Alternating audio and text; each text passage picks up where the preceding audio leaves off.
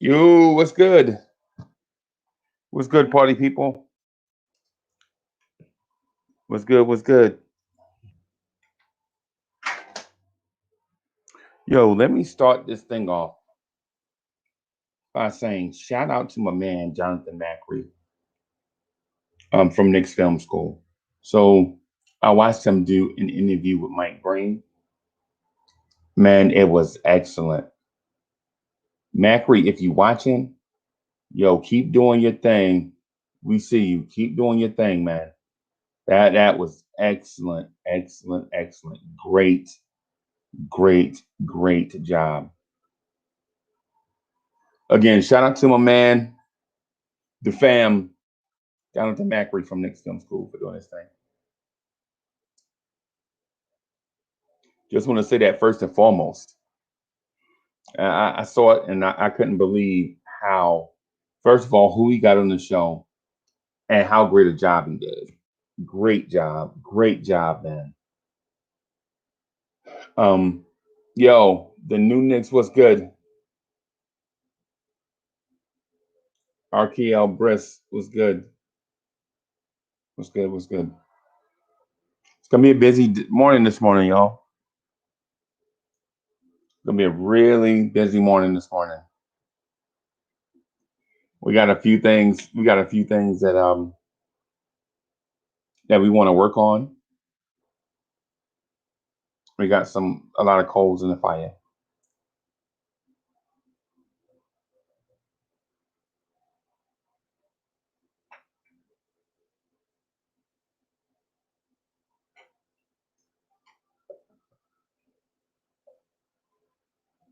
And I know y'all probably thinking like, yo, Uncle Freezy need to get his energy up. I come here for the energy. Yo, what's good? F6. What's good? What's good? What's good, Knicks fans? What's good? I'm excited about this season. That's what's good. That's what's happening. Now, take that. Take that. Right? Take that. What's good? Yo, the Knicks at Night podcast, man, it's crazy, man. The Knicks at Night podcast is crazy. Shout out to um, the people that contribute to the Knicks at Night podcast. Shout out to the Knicks at Night podcast. Right. And I knew y'all are like, yo, Uncle Freezy, ain't that your chick?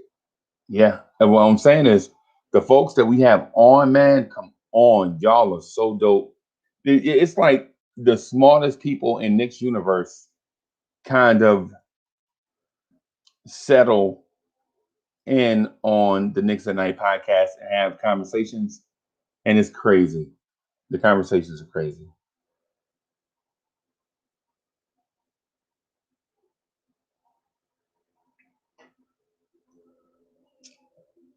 Right? The conversation is dope. Yeah, so we're gonna have a busy day today, or busy morning, right? Wayne Peterson, what's good? What's good? What's good? What did I do with my phone? What did I do? I keep notes and stuff, like a junkie, like somebody addictive.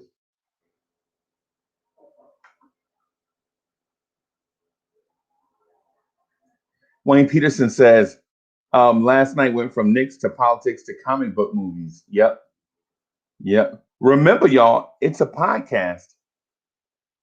It's a podcast, y'all. I mean, it's not a just a sports show, right? It's a podcast. You know what I mean? So we take liberty in speaking about anything. We'll take stuff Knicks related and just go wherever the conversation takes us. I mean, we'll just go wherever the conversation takes us. And there's no harm in that, man. Because the Knicks at Night podcast, the Knicks One and Drive are strictly about going where the conversation takes us. You know what I'm saying? It's not about going over stats. Oh, Julius Randle shoots such and such percentage from such and such feet away from the rim against such and such level defenders on such and such nights. Nah, we don't do that.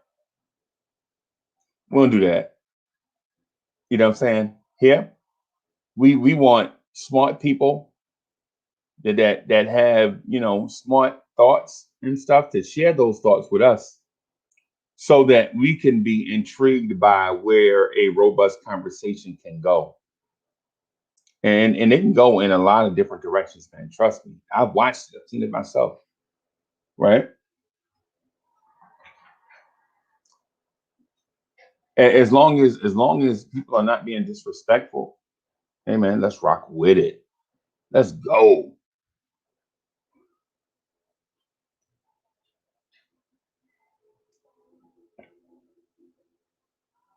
So I got a question for y'all.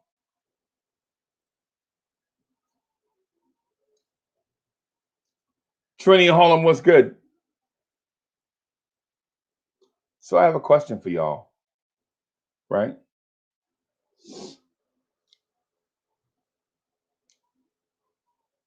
Got a question for y'all, right?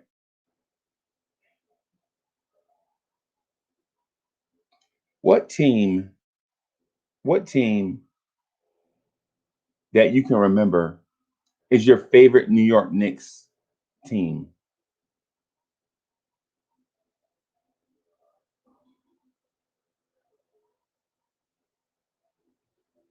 What team, what team that you can remember is your favorite New York Knicks team, right? And I have a reason why I asked that because I am almost leaning towards this season. And I know y'all gonna be like, man, you bugging. This team ain't even did nothing of crazy. Man, just chill. And listen to why is this Knicks team to me dope? And I've been thinking about asking this question for a long time, and I think I may have alluded to it a few weeks ago.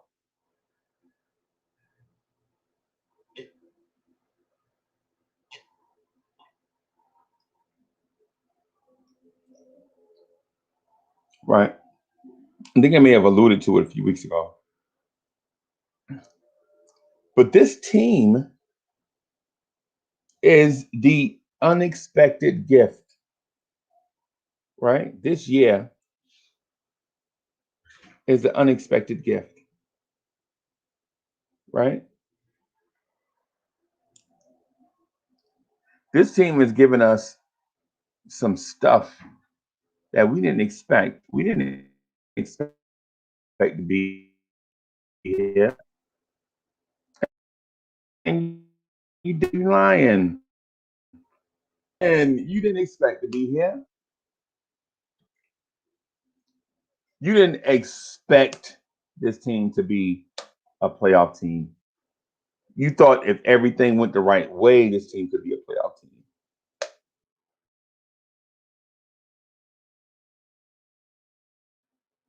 And expect this team to be a playoff team.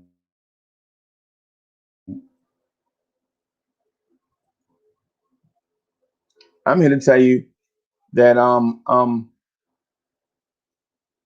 when I saw them hire Tom Thibodeau, I was like, yeah, this is gonna be a playoff team here. This is gonna be a playoff team, right? This right here is gonna be a playoff team, no doubt, because Tibbs is gonna squeeze every ounce of wins, every win out of this team you possibly can.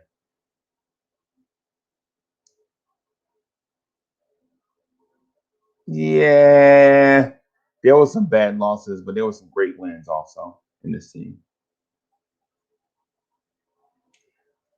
Yeah, the team vibe is on point, and you're not used to seeing that either. By the way, okay, don't tell me that you are, because I know you're not.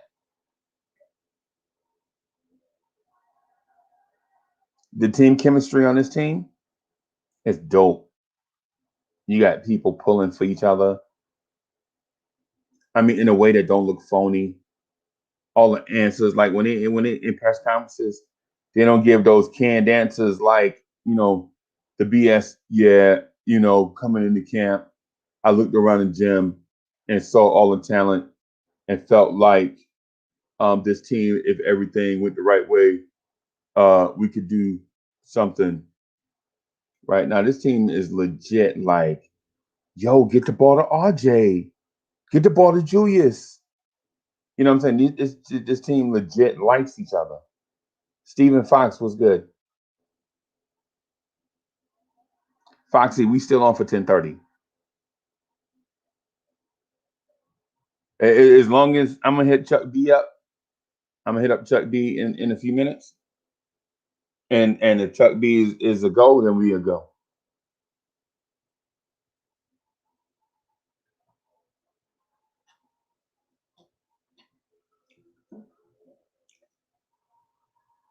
And look, what I'm saying is, like, you remember that trip to Great Adventure? You know what I'm saying? Yeah, say your pops got tickets at work to go to Great Adventure, right? And say it was the beginning of the school year, right? Or yeah, say it's the beginning of the school year. Your pops get tickets for a Great Adventure for October. So all September, you can't wait to get to Great Adventure. You being the best kid you possibly can. You know what I'm saying? When your mom say clean up your room, you clean that room up the best you can because you don't want to risk not going to Great Adventure. You know what I mean? For the whole time, you like, yo, I can't mess this up. Mommy said wash the dishes, so I'm washing the dishes for real. I'm for real washing the dishes. Mommy said wash the dishes. I'm gonna wash the hell out some dishes because I ain't trying to mess up the trip to Great Adventure. Okay? I'm not trying to mess that up. And then when you go, you're like, oh my God, the food here is fantastic. Oh my God, the roller coasters are so dope. The games are crazy. Here, Great Adventure is the greatest. Right? Right? You're like, oh my God, Great Adventure is everything I thought it would be and more. Right? You had the time of your life. And in the car, and when you get in the car and you have so much fun, you're so tired, you go to sleep. You can't help it. You wake up and you're back in your neighborhood. All your friends are like, yo, how was Great Adventure? Man, it was the dopest, bro. Great Adventure is the greatest. You know what I'm saying? It was everything you expected, right? But what about when your pops was like, yo, get in the car right now? You know what I'm saying? Just another random day, just a random day. Your pop's like, yo, get in the car. And you're like, man, it's 7 o'clock in the morning. I don't know, whatever. And you dragging your foot, you know what I'm saying? They basically got to drag you in the car and you go to sleep because you're like, where are we going? And he won't tell you. And then you show up at Great Adventure, right? You're like, oh my God, this is the greatest surprise ever. I'm at Great Adventure. You know what I mean? And you get in Great Adventure and it's everything your little heart can take as a kid. It's everything your heart can stand as a little kid, right? One is, and you get a great adventure. You had the time of your life. One is like the planned trip to Great Adventure, and it's everything you thought it would be, right? And the other is a surprise trip to Great Adventure when you had no idea it was coming, and you go to Great Adventure and you have the time of your life. You hear me? The time of your life. Which one would you like better? Exactly. You like the surprise trip to Great Adventure. You know what I'm saying? And that's where we are right now with a team that's 14 and 16.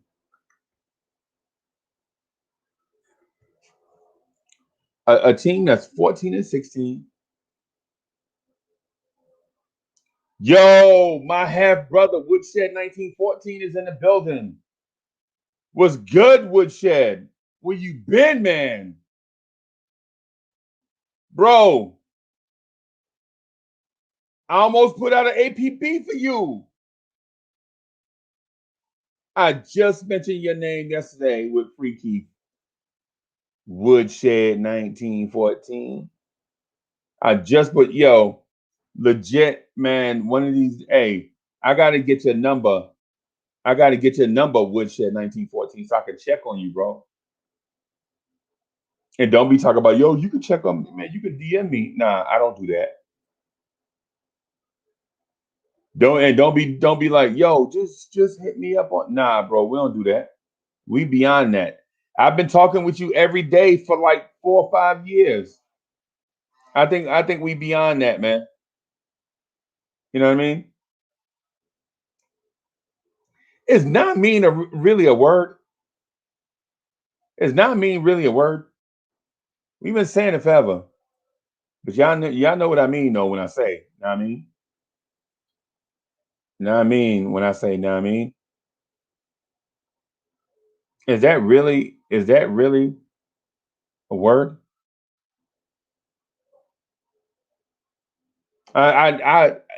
Yo, I know Philly cats, right? I've moved a lot of places. I lived in a lot of places, and I lived around a lot of cats from Philly, right? And I don't know, it's some random stuff. Like I've been around. I've lived in a lot of places. I've seen a lot of places. So I've been to a lot of places, seen a lot of faces, right? And I know y'all want me to quote Kane and say, and broken down mics are the only traces that I've been there at the party. The mic has my prints, and on it was a body. I know y'all want me to say quote some Big Daddy Kane, and so I'm not a big fan of Big Daddy Kane. I think Kane is overrated. I think Big Daddy Kane is, dare I say, I don't want to say the W word. I don't want to say whack. I just want to say not who we think he was when you look back at his discography, right? But that's another conversation for another day. Well, Woodshed 1914 was good. That's my half brother, bro. We look, no lie.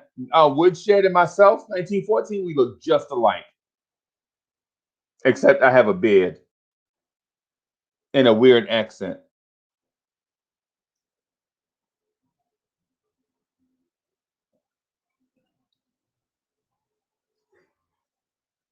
Yo, shout out to my man, Sin Mears. What's good?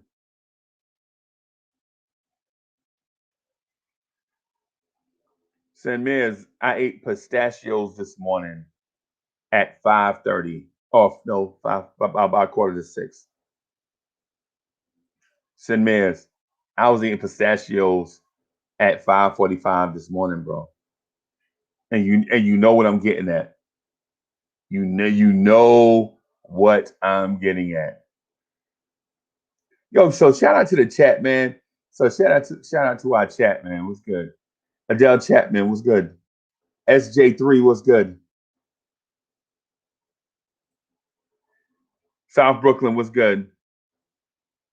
Nah, it's 4 words in one. Nah, mean. Yes. Nah, mean. Yes, it's 4 words in one. But when you hear it, you're like, yeah, I think I understand what you mean when you say, nah, I mean, Andrew College, says eating an egg sandwich with a small glass of whole milk. Bro, I'm the complete opposite, bro. So I don't eat eggs and I don't drink um milk, right? So I don't eat eggs and I don't eat milk. And Senmez knows what I'm getting at. So taking this taking this plant-based lifestyle to an extreme, bro. I gotta get this body right.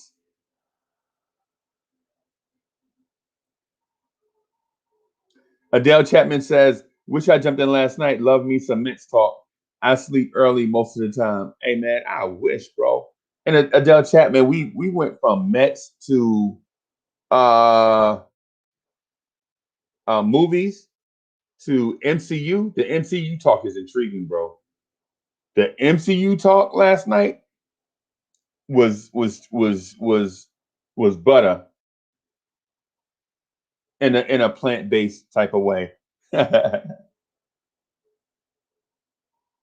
Anthony Barker says, "Who were the next? Who were the next? Who were the next? Who were the Knicks looking to trade for next? I'm not sure, man.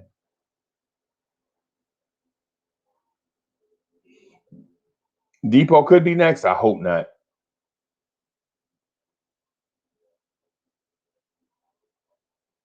Houston can't say know me saying. No, I don't know how to say that one. I've been around cats from Houston. The only thing I know about Houston cats, and this ain't no shade, no shade. The only thing I know for sure about Houston cats is they grimy, right? It's in their nature. Like they could be your homie and they still be trying to take advantage of you. It's like the homies be like, I mean, legit. Like you can leave changing the ashtray, and I'd be like, yo, what happened to changing the ashtray? Uh, Uncle Freezy. I mean, you know I'm from Houston. I mean, what'd you expect? Oh, God, I mean, yo, what? Yeah. Houston cats are crazy. Hey, shout out to Houston cats.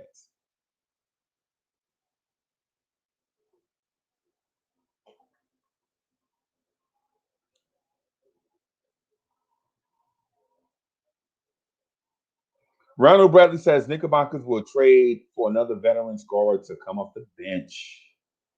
Nick O'Bockers. Another veteran to come off the bench. Don't you have enough veterans on your bench? What kind of veteran? Ronald Bradley. Ronald Bradley, you got to be more specific than that. Not just a veteran. What kind of veteran? What age range? Is it a young veteran or old veteran? Is it a shooter? Is it a rebounder? Is it a center? Is it a stretch five? Is it a 3 and D? I mean, come on. Is it another, say, wing player? I mean, come on. Another point guard? I mean, what? You got to be more specific than that, bro. Was goody though? Was good. Was good. So when I was getting at about the surprise team, when I was getting about at the surprise thing, it feels better when it's like a surprise. It's the unexpected gift, right? That's why I think this team here, it may not be so saying them it might be my favorite Knicks team of all time, maybe a stretch, but I think it's definitely up there, right? Because there's nothing like for instance, saying your favorite team is a team that lost in the second round of the playoffs last year, and then they go to the second round of the playoffs this year, and they lose. And you said that's your favorite Knicks team. Oh, that was my favorite team because that was the year such and such, such and such, such and such. Nah, that ain't really a surprise. They ain't did nothing. They ain't go forwards or backwards. You know what I'm saying? They ain't go up or down. They did nothing but do the same thing they usually do. Adele Chapman says, I love the MCU. Can't wait to see this last episode from WandaVision today. Supposedly, there will be a new character introduced today. Interesting. Interesting. Yep. I'm gonna say this, and y'all probably gonna laugh, but I ain't seen WandaVision yet. There ain't no shade. There ain't no shade. Ain't no shade on the show. I mean, I just hadn't seen it yet. I be having a lot of stuff going on. I bet you it's dope. I bet you it's dope. I just hadn't seen it yet.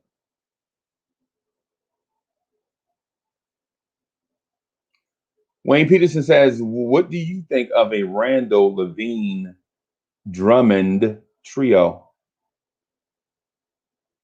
I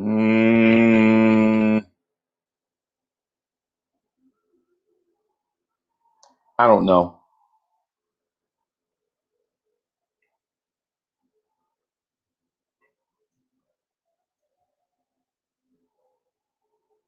I kind of like what we have in a way.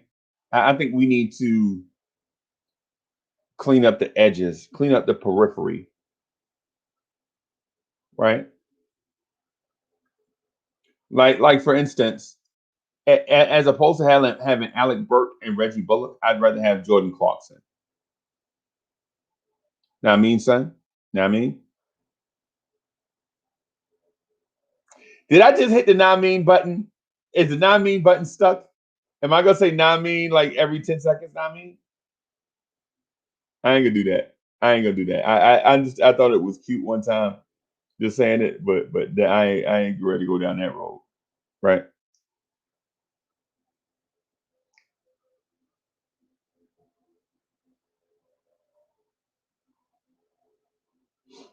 I will say this though, I'm not opposed to trading for Zach LaVine if we're not giving up core pieces. If we can get Zach LaVine while at the same time, um, if we can get Zach LaVine while at the same time not giving up core pieces, I say do it and hurry up. By the way,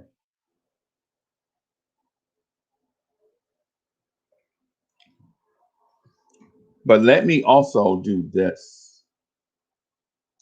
Let me see what is Chicago's record.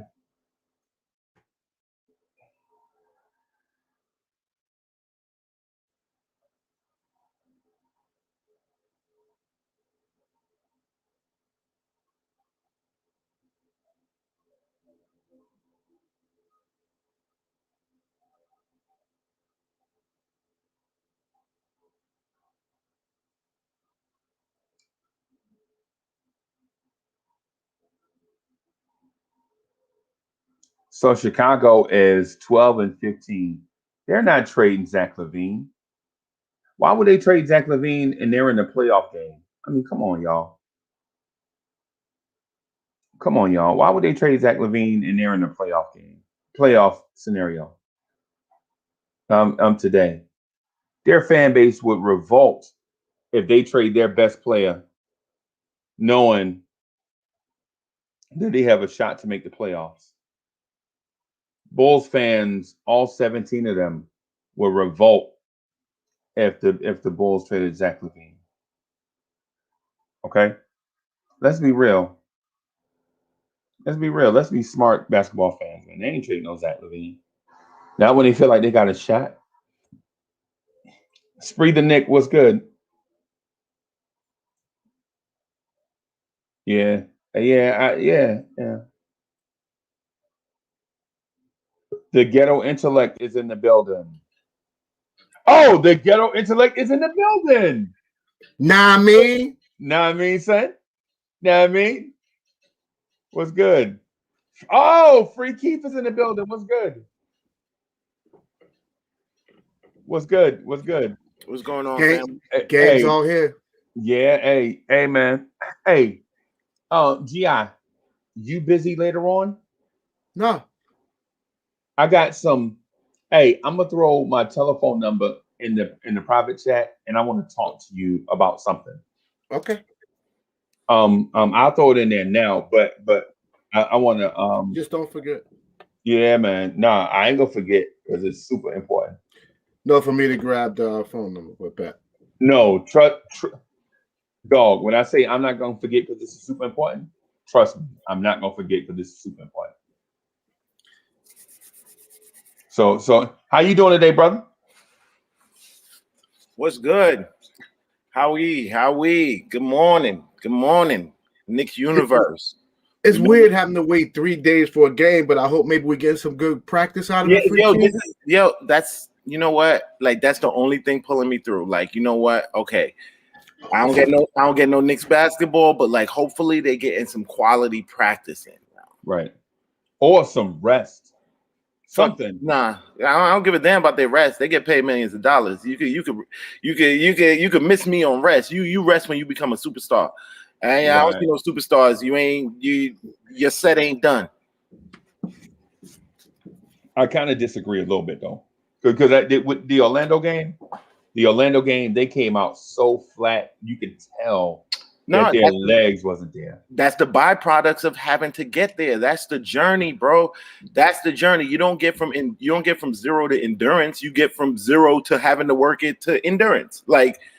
Like so the next couple, when they get to that next the situation the same again, next time they won't come out flat because they got their wind up. Yo, It take pain. dog, I swear to God, man. Yo, I swear to God, you're a national treasure. Huh? I said I would. Hey, Free Keith, you're a national treasure. I legit wish you had a show that we can put on. I swear, man. I'm telling you. They're Yo, gonna be you know on what I'm you for saying? that. You Yeah, you keep hyping that up, yo. I see you. With one day. Breezy, check Yeah, the one number day. again. One Check day. the You know number I ain't again. no Something don't star. look right with it. I just love talking about my Knicks. It don't look right. Yeah. Oh yeah. Man, this stupid keyboard. All right. Probably a zero. I think I can see with zero, but I ain't gonna guess. Okay. Yeah. The private fourth chat- zero. The fourth zero shouldn't be a zero, right? Ignore that. Nah, this stupid thing, man. In the space His of number got like 18 zeros in it. yeah. I'm like, yo. Yeah, because I was trying to space it by area code, and the coding on here won't Freezy allow lives- you. Freezy live in Yeah. space. Yeah, I said, yo. Yeah. I said, is So he what is- down south? I said, is he down south or overseas? Yeah, Tokyo. Is he in Tokyo right now? Broadcasting from an undisclosed location. You're right. Is a dude legit peddling a bike with tourists on it at his house? You know what I'm saying?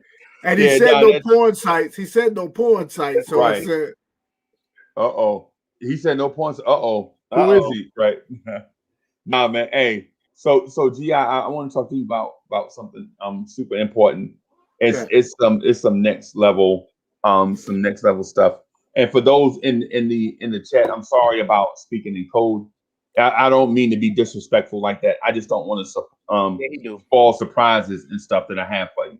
yeah, So plus, just- plus intellectual property. Other cats is listening. Next thing you know, they pop up with it first. You know what I mean? Yeah. The streets Yeah. ain't only watching, but they talking now. Yes. And they be like, yo, we did that first, son. And you like, There's no honor amongst thieves anymore. No, Right, I'm right. amongst thieves, bro. Like Snitching at an all-time high. I watched this you channel could called think we all Town- cool. You could think we all cool till somebody pop up with your idea that you spit off, like thinking that like Right. it was a game. right. It's like these dudes go to school 6 years for snitching. Like they have a snitching degree. Like I have a degree. in Signs of the times, man. Signs of the times. In fact, when they with the gang doing their thing, they all Yeah. lined up. Look And at it it. Oh, yo, like this is a warm group. Like right here, like this group right here.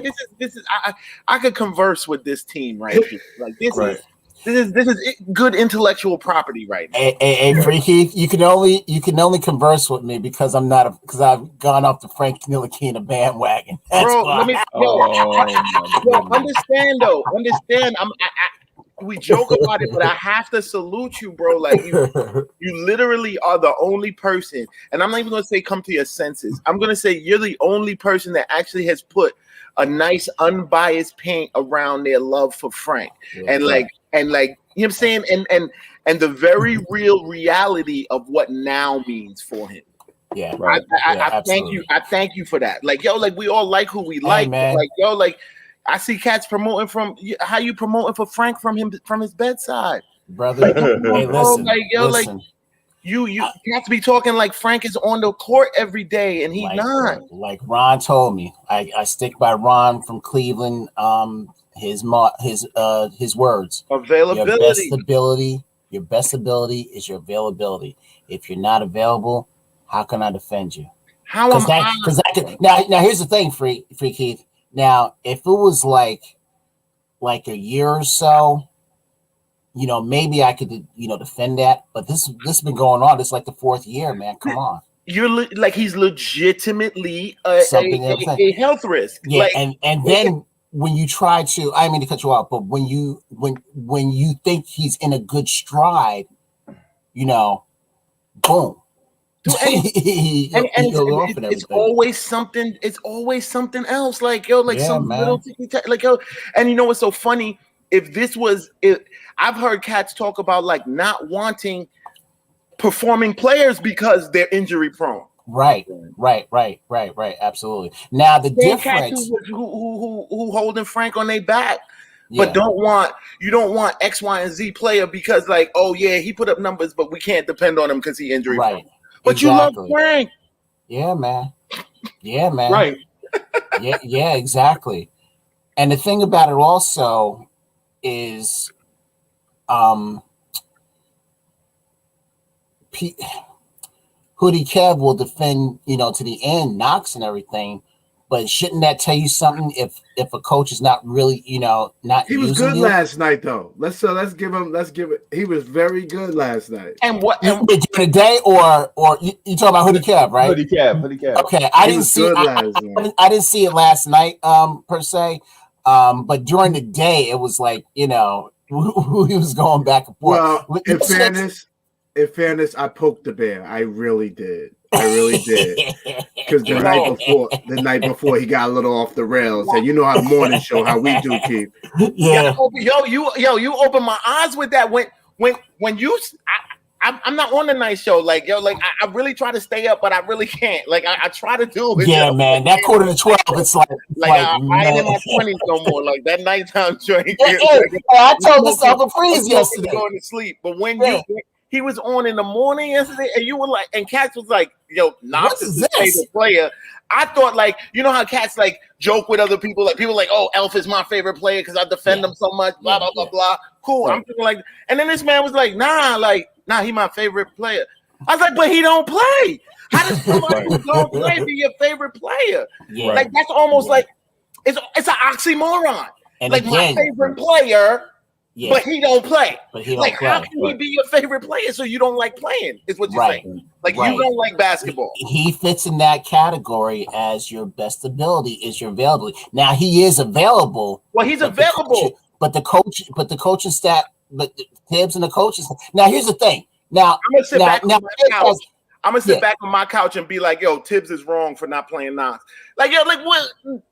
Well, here's the other thing with that. Here's the other thing. If it's Tibbs, it's one thing because he's the head coach. But when the rest of your coaching staff, doesn't, you know, doesn't put in a words talk about maybe we should use Kevin in this right now in this situation. Kenny Payne, that's a problem. The dude that raised you. Yes. Like these guys were brought in for you. These guys were brought in for you and your development, and you can't see the court. I got no sympathy for that. That's a problem. Right. And here's the thing. It seems like Randall used Kenny Payne more than what Kevin Knox did. Speak on it, brother. Speak on I'm it. just saying that's facts right there. But he still wants to use. He still wants to. Well, I won't say he. I say they. They still want to put Tibbs's feet to the coals because he's not using. That's what happens when you pick favorites too soon. Or I should say, like even like, oh, your kid is such your favorite thing in the world. Like you can't see past his obvious failings. So you go into school and for teacher parent night, like you telling the teacher how good your kid is, but the teacher be with your kid all day. Yeah, there's something wrong. Like, no, I know you love him, but he a little asshole. There's something wrong. Bang, bang, bang, bang, bang. And the night before, you told him to go to bed. He wouldn't go to bed. He woke up tired. You had to push him out the house. In fact, you said, "Whoo, glad I got him to school." And what you think he gonna do? What you think he gonna do? That's right.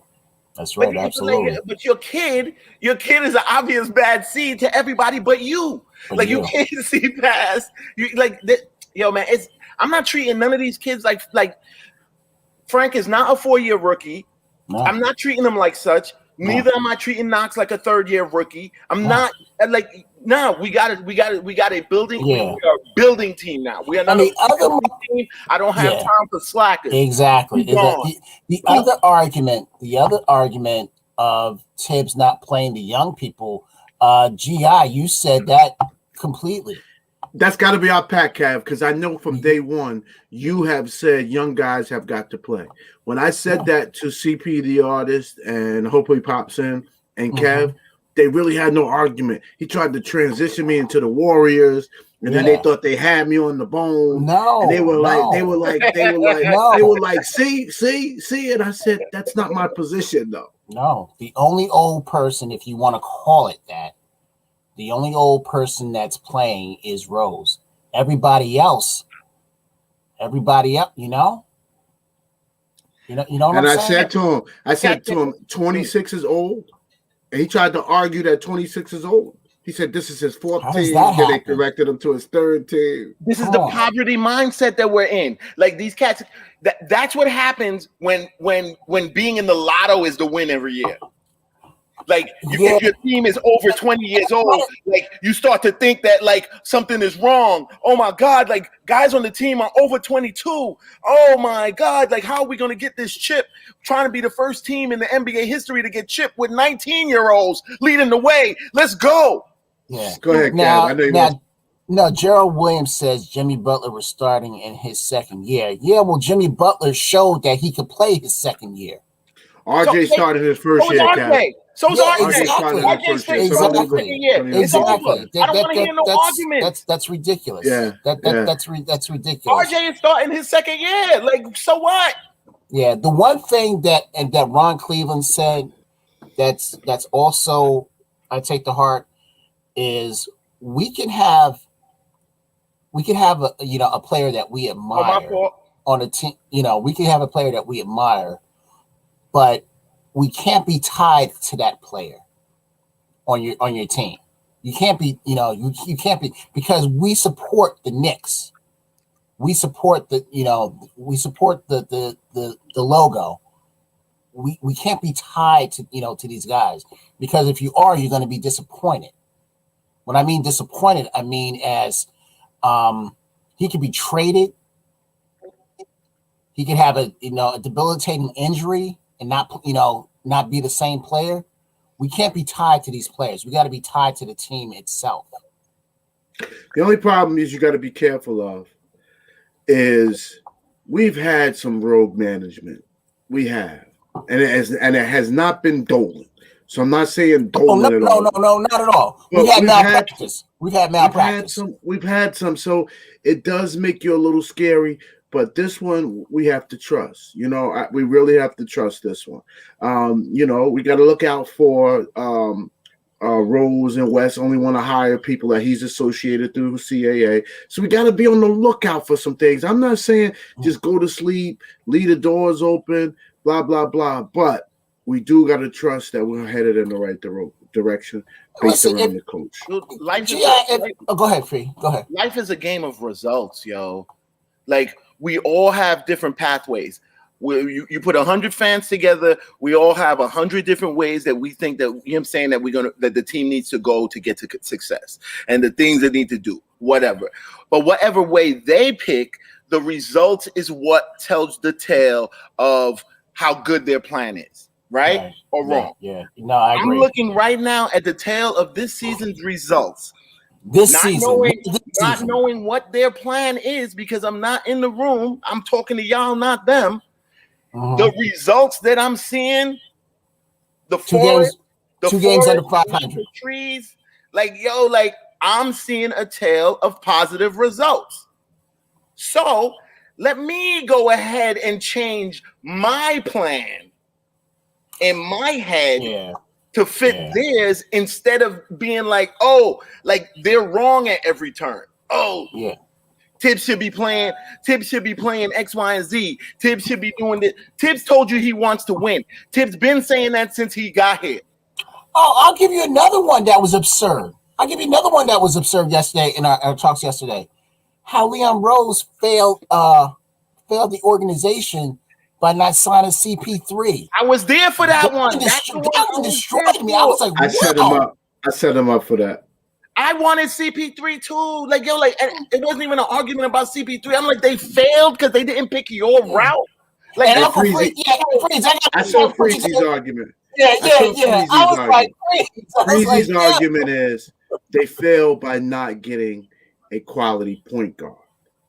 That was Freezy's rebuttal, and that's a decent rebuttal. We would be much better. That's a more reasonable argument if you want to make that argument. I don't agree with it necessarily, but it's a more decent argument. They didn't get one person and they failed. Come on. No. So first of all, let me do the intro real quick. I didn't do the intro. So let me play this. That's the favorite part of the show. And then when we get back after this 106 seconds, me and Free Keith have beef. Nice.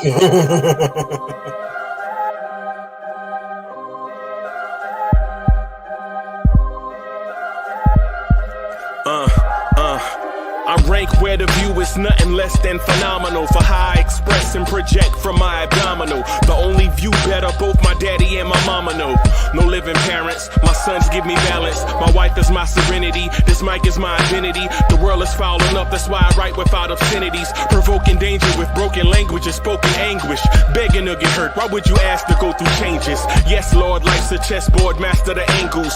Control the tempo, be the one who holds the info. Acknowledge is just as deadly as machete swings. When spoken, the truth is as potent as that Medellin. While others swear the style is free, I just let it ring. Our time is undervalued, soldiers make us better kings. My fans on my shoulder, reaching after better things. Today I take the shot, for them I'd rather set the screen. My mama told me follow my dreams. My daddy told me get it by any means. Stand tall, make him bow to a king. But I've evolved, you can see the resolve. Look in my eyes when you speak in the God. Yo. So for Freaky to say that, man, I feel like it's a veiled shot at my thinking. You know what I'm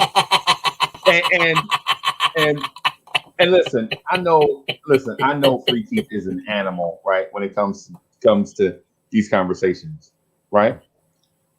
But my point was not just one where I felt like an upgrade was necessary. We all thought that.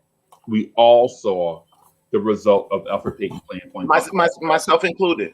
Yeah, right. And so what I'm saying is it's not a shot at Alfred Payton, because at the end of the day, Alfred Payton is who he is. But what I was getting. But go ahead. No. I'm not pinning you to Alfred Payton. I want to do the complete opposite, right? What I want people to realize is that collateral damage happens when your ammunition blows up in your face, right? And so think about this. You have the weaponry and the ammunition, right? When you don't use it at the enemy and it blows up with you. So you think it's, and not Freaky, but I'm just saying in general, the term you in general. You think it's, oh my goodness, well, well, it only hurt me. Nah, it didn't just hurt you, right? Because it hurts the others around you. It's friendly fire, right? It's friendly fire. So what happens is when you don't go out and get a CP3, right, or make the attempt, the progress and development of others like Obi Toppin, like RJ Barrett, like Kevin Knox, like Frank Ntilikina, they get hindered by poor point guard play also, right? Yeah. So if you bring in a CP3 on the other hand, now you move Frank Ntilikina off the ball. There's no pressure. You move Frank Ntilikina, dare I say it, into the Lou Dort role. Y'all know who Lou Dort is? Lou Dort. He was Frank Ntilikina. He is the new. He's what guys want Frank Ntilikina to be. Right. Okay. But you know what though? People would be having that conversation about Frank right now as opposed to Lou Dort, right? Okay. And so DeAndre Jordan was a second round pick that was just an athlete that can run and jump. Blake Griffin was the number 1 pick in the draft. That was a running, jumping, athletic big. Guess what we have? We have a running, jumping, athletic big trying to find his way, but can't because the point guard play is terrible. And people are like, well, just be patient with Obi, man. One of these days he's gonna. Right. I understand that narrative. But if Chris Paul was here, that road to Obi unlocking himself would be a lot smoother. Right. Okay. And the RJ Barretts, people are like, well, Shai Gilgeous-Alexander, he was on the road to being such and such. Yeah, he was. But that road was a lot smoother with Chris Paul. Would that road be a lot smoother with RJ Barrett if Chris Paul was here? That's what I'm getting at. So when Kev says the organization failed because they didn't get Chris Paul, I'm saying that in the summer where point guards it was trade point guard galore. John Wall, Chris Paul, Russell Westbrook, Dennis Schroeder, Ricky Rubio, all these point guards were being traded. The Knicks didn't trade for a point guard. They re-signed the point guard that they cut that they knew was low quality. And no shade to Elfrid Payton, but he's no Chris Paul now. No, right? Not at all. But they re-signed the guy that they cut. Jeff Teague was like, nah, I ain't going there. Rajon Rondo was like, nah, I'll pass. You know what I'm saying? So when Kev says the organization failed, I understand what he's saying. Now, to Free Key's point, you can't just say it's Chris Paul or bust if you fail to get Chris Paul, the organization failed. I agree. But I agree with the premise Kev was saying. Upgraded play at the position helps everybody. You know what I'm saying? It's multi-layered. It helps the team win on the floor, but it also helps the team win on the floor by helping develop and incorporating other young players to play to their talents and their strengths. I totally understand that. Like, and it's funny because all of that stuff I actually agree with. And I said it yesterday too. Like, I agree with that. Like, yes, he would have been an upgrade at the position. He would have helped everybody out. Like, we all know that. I wanted CP3. My issue was with the fact that it was called a failing that CP3 was 100% where my argument is. Like, right. I feel like for me to say that they failed by not getting one person, I'm not even talking about like, okay, like it's a different conversation to say that, oh, they didn't upgrade the PG spot by any means necessary, meaning that like anybody they could have gotten or any kind of up, like that's a whole different conversation, and I might be able to agree there. But like to say one person's acquisition was a failure, like we can't get into that kind of mindset. Like, was it a failure that we didn't get KD? Was it a like he obviously would have been an upgrade? Was it a failure we didn't get KD and Kyrie? Was it a failure that we picked up Randall and he turned into this Randall? Mm-hmm. You know, like one person. We hang things on one person way too much. Right. Like for instance, can we say that? Can we realistically say that Phil Jackson was a failure? Yeah, we can say that, right? Yeah, because he drafted Frank. Okay, you know what you are. So technically, your hatred for Frank is just becoming. No. Now, what I'm saying is, it's one thing to dislike this kid, but you just demolish him any chance you get. That's why your credibility is so shot. No, it's not. Yes, it is. Yes, it is. It's top notch. To that notion, we can honestly ask, are you a true Knicks fan or not? Wow, I'm glad it ain't me. We can honestly say that. You know why I say that? Because every time you get on almost every player and still back up bum players that are playing for us. That's not true. Yeah, yes, it is true. Nate. You knock on Quickly. You knock on RJ. You knock. Who else? I give reasons. I give detailed reasons. Your reasons are shot. No, they not. Your reasons are shot. My reasons are still there. No, they're not. You think you have reasons. You think you have reasons. No, I do. You think you have. No, you think you have reasons. The player. You think you have reasons. No, calm down. You do. No, I'm not going to calm down. I'm not, because every time you make it what you can't wait. Take your time. Sometimes I think you can't wait to just knock on Frank. All the time. You do it all the time. I've been defending Frank. No, you have not. When have you defended Frank? If you calm down. Ever since I know that you come into existence, ever since I've been watching you, there's not one thing that you've said kind towards Frank Ntilikina. Not one thing. And if you have, I want to look at the whole. I want Freeze to make up a whole compilation of the times that you defended Frank. You've never defended Frank. Kev woke up with the blicky under the pillow today. And you're talking to a person. You're talking to a person that stopped defending Frank a long time ago, because the one thing that Ron said is your best ability is your availability. When he was available, he was good, and I defend him. When he's not available, I can't defend that. Okay, now here. I need a drink, man. I need some Hennessy, man. Calm down. I need some Hennessy. Calm down. I got I need some Hennessy. Some. Chuck got red. Let him. Let Chuck air it out. Yeah. No, it's just, it's just mind-boggling, man. It's just mind-boggling. I'm gonna get you my right. Hey, Chuck B, can I just say one thing real quick? I just want to interject. This would have been dope if Chuck B had a show like Knicks Versus or something. With him, we could put Chuck B and Cornerstone Kev in the booth together.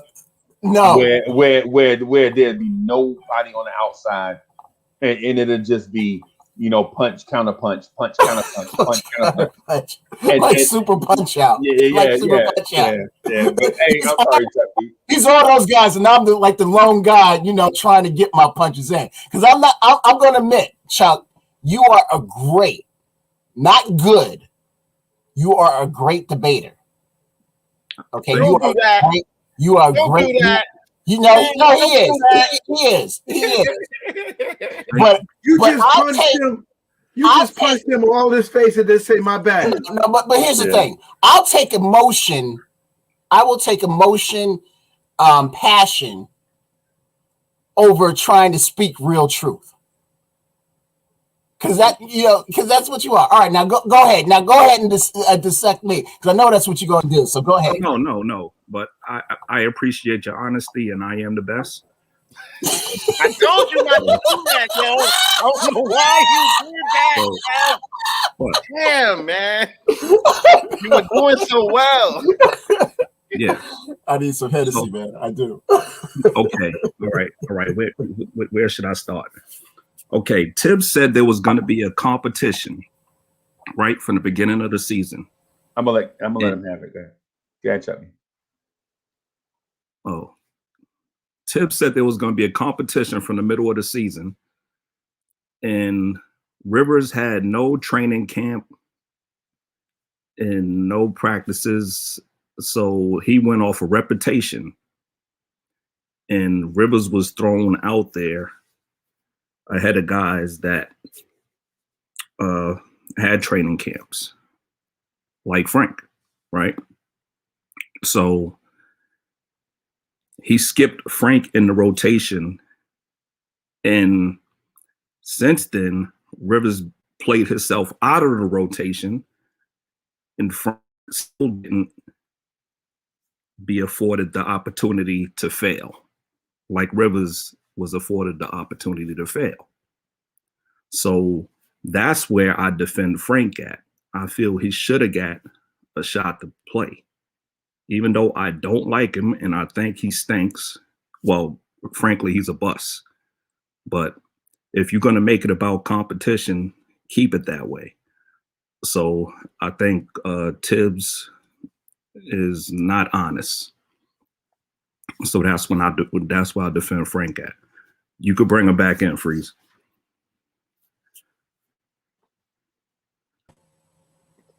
Okay. Duly noted. Duly noted. Right.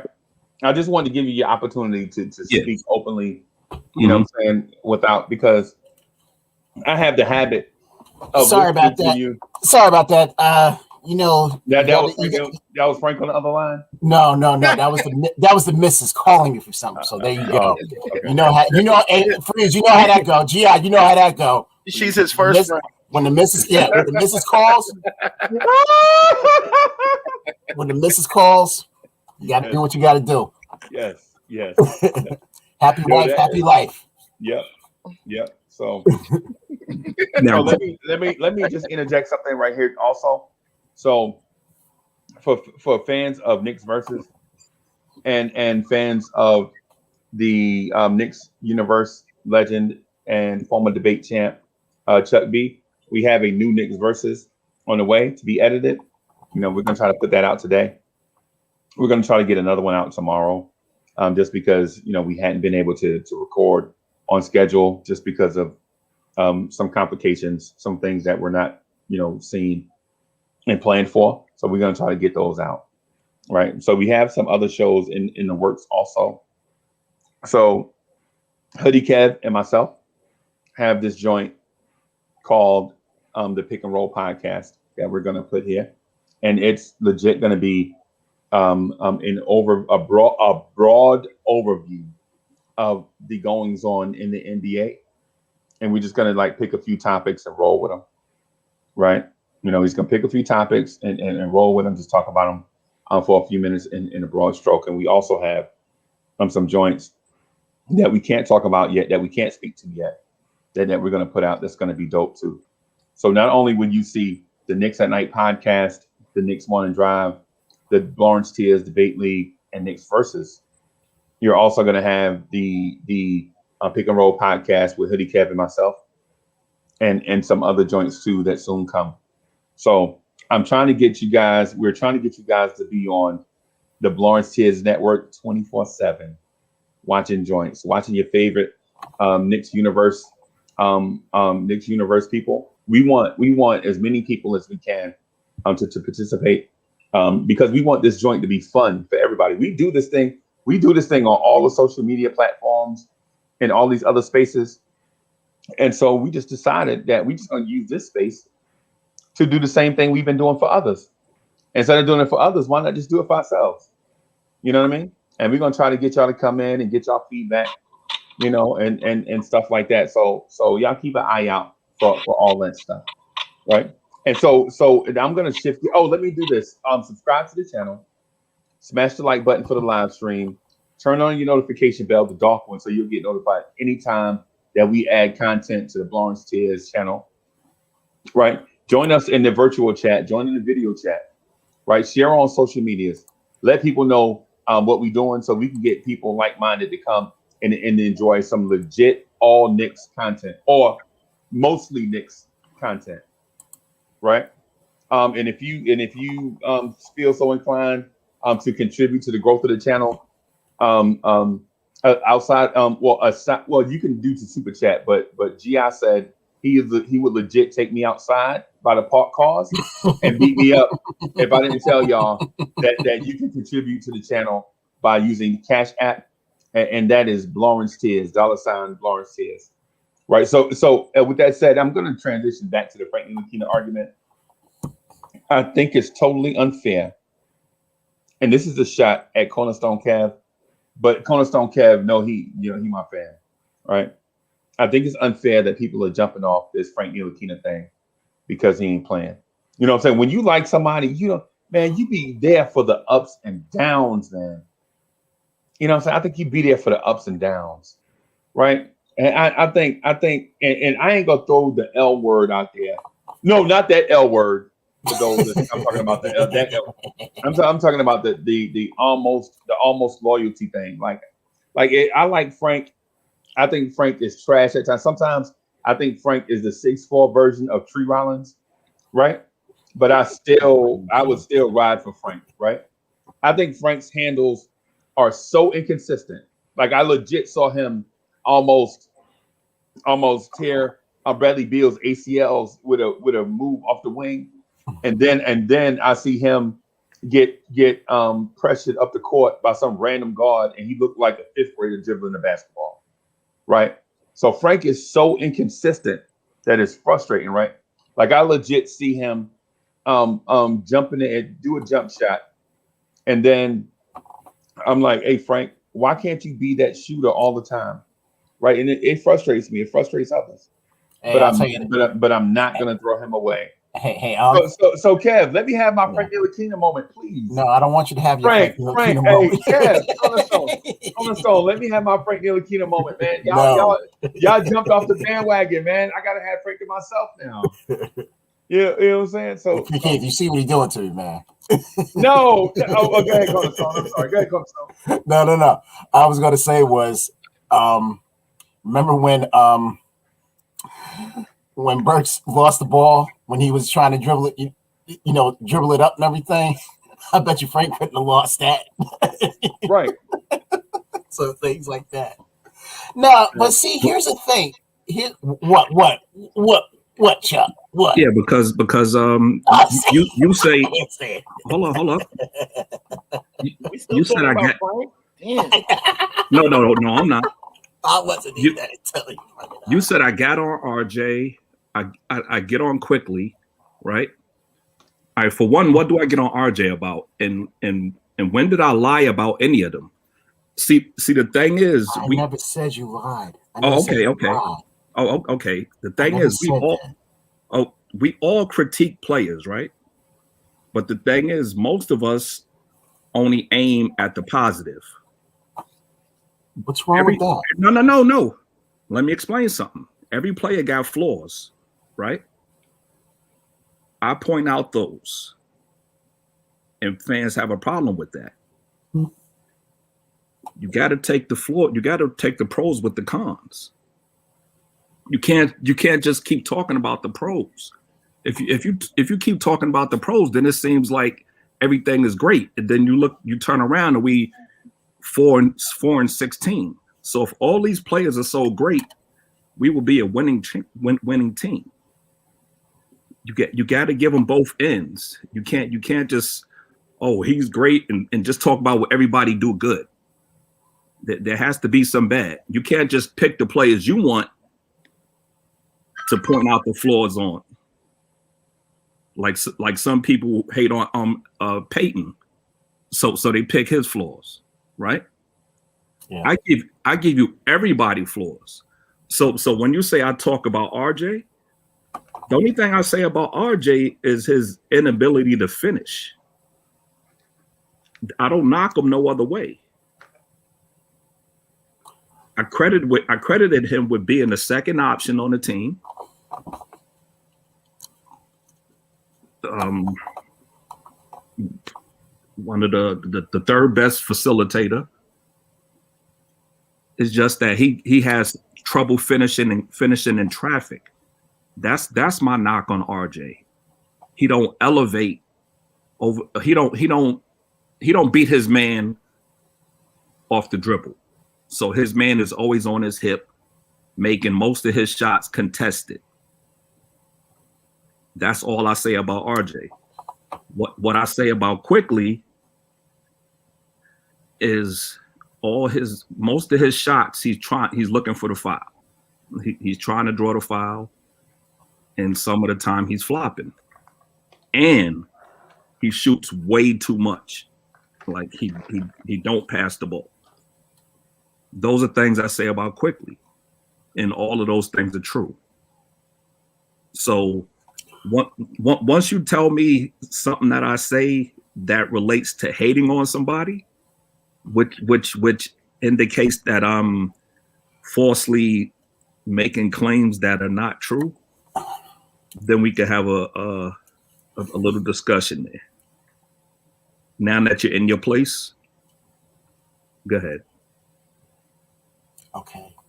The only thing I will say is that I wish, for even 15 seconds, because you just said that you talk about the flaws. Yes. Okay. Can you for 15 seconds talk about the positives? Everybody else instead of the flaws? Everybody else do. But I've never heard you say it. So you mean to tell me that you're going to just talk about flaws all the time? Yes. And that's my and that's it right there. Yes. And that's it right there. Yes. Yes. And that's it right there. See, the thing is, I want you to for once I want to hear you say, man, that was pretty good, but I like what Quickly did here. Or yeah, I liked what RJ did right there. I never heard you say nothing. I might say that about RJ. I'm not going to say that about Quickly. Why? Why? Because I don't like his game. You don't like his. Okay, I don't like his style. Okay. I don't like his style. I don't like his style of play. Like, it's not my preference. But now here's where I'm gonna catch you. Please. You take Quickly. Mm-hmm. And I'm trying to see where my camera is. Oh, here. You take Quickly, mm-hmm. and you take Frank. Mm-hmm. I bet all the money in the world you'll take Quickly over Ntilikina. No. Really? Oh my God! So you do have a little bit of empathy or whatever you want to call it for Ntilikina then. No, No, he's trolling you, Kev. He's baiting you into the argument, and you falling for it. No. Here's the thing. I think Frank is real bad. Like, don't get it twisted. I don't think he's an NBA player, but it's not his style of play. I just think he's bad. You know what I'm saying? So he can't be too bad because he did shut down Kemba Walker and I don't know who else he. I don't want to say. Okay. Anytime somebody misses a shot and Frank is anywhere near. Man, no, I'm not saying that. All right, but let's go back to between Frank and Quickly. All right. So here's the difference, right? His style of play, I just don't. It's not that I don't like Frank's style of play because Frank is just bad. He sucks. So it's not his style of play. It's not his style of play with me. You see what I'm saying? It's not Frank's style of play, but it's Quickly's style of play that I don't like. It's not to say he's a bad player. I'm not saying he's a scrub, he's a bust or whatever. I'm just saying I don't like his style of play.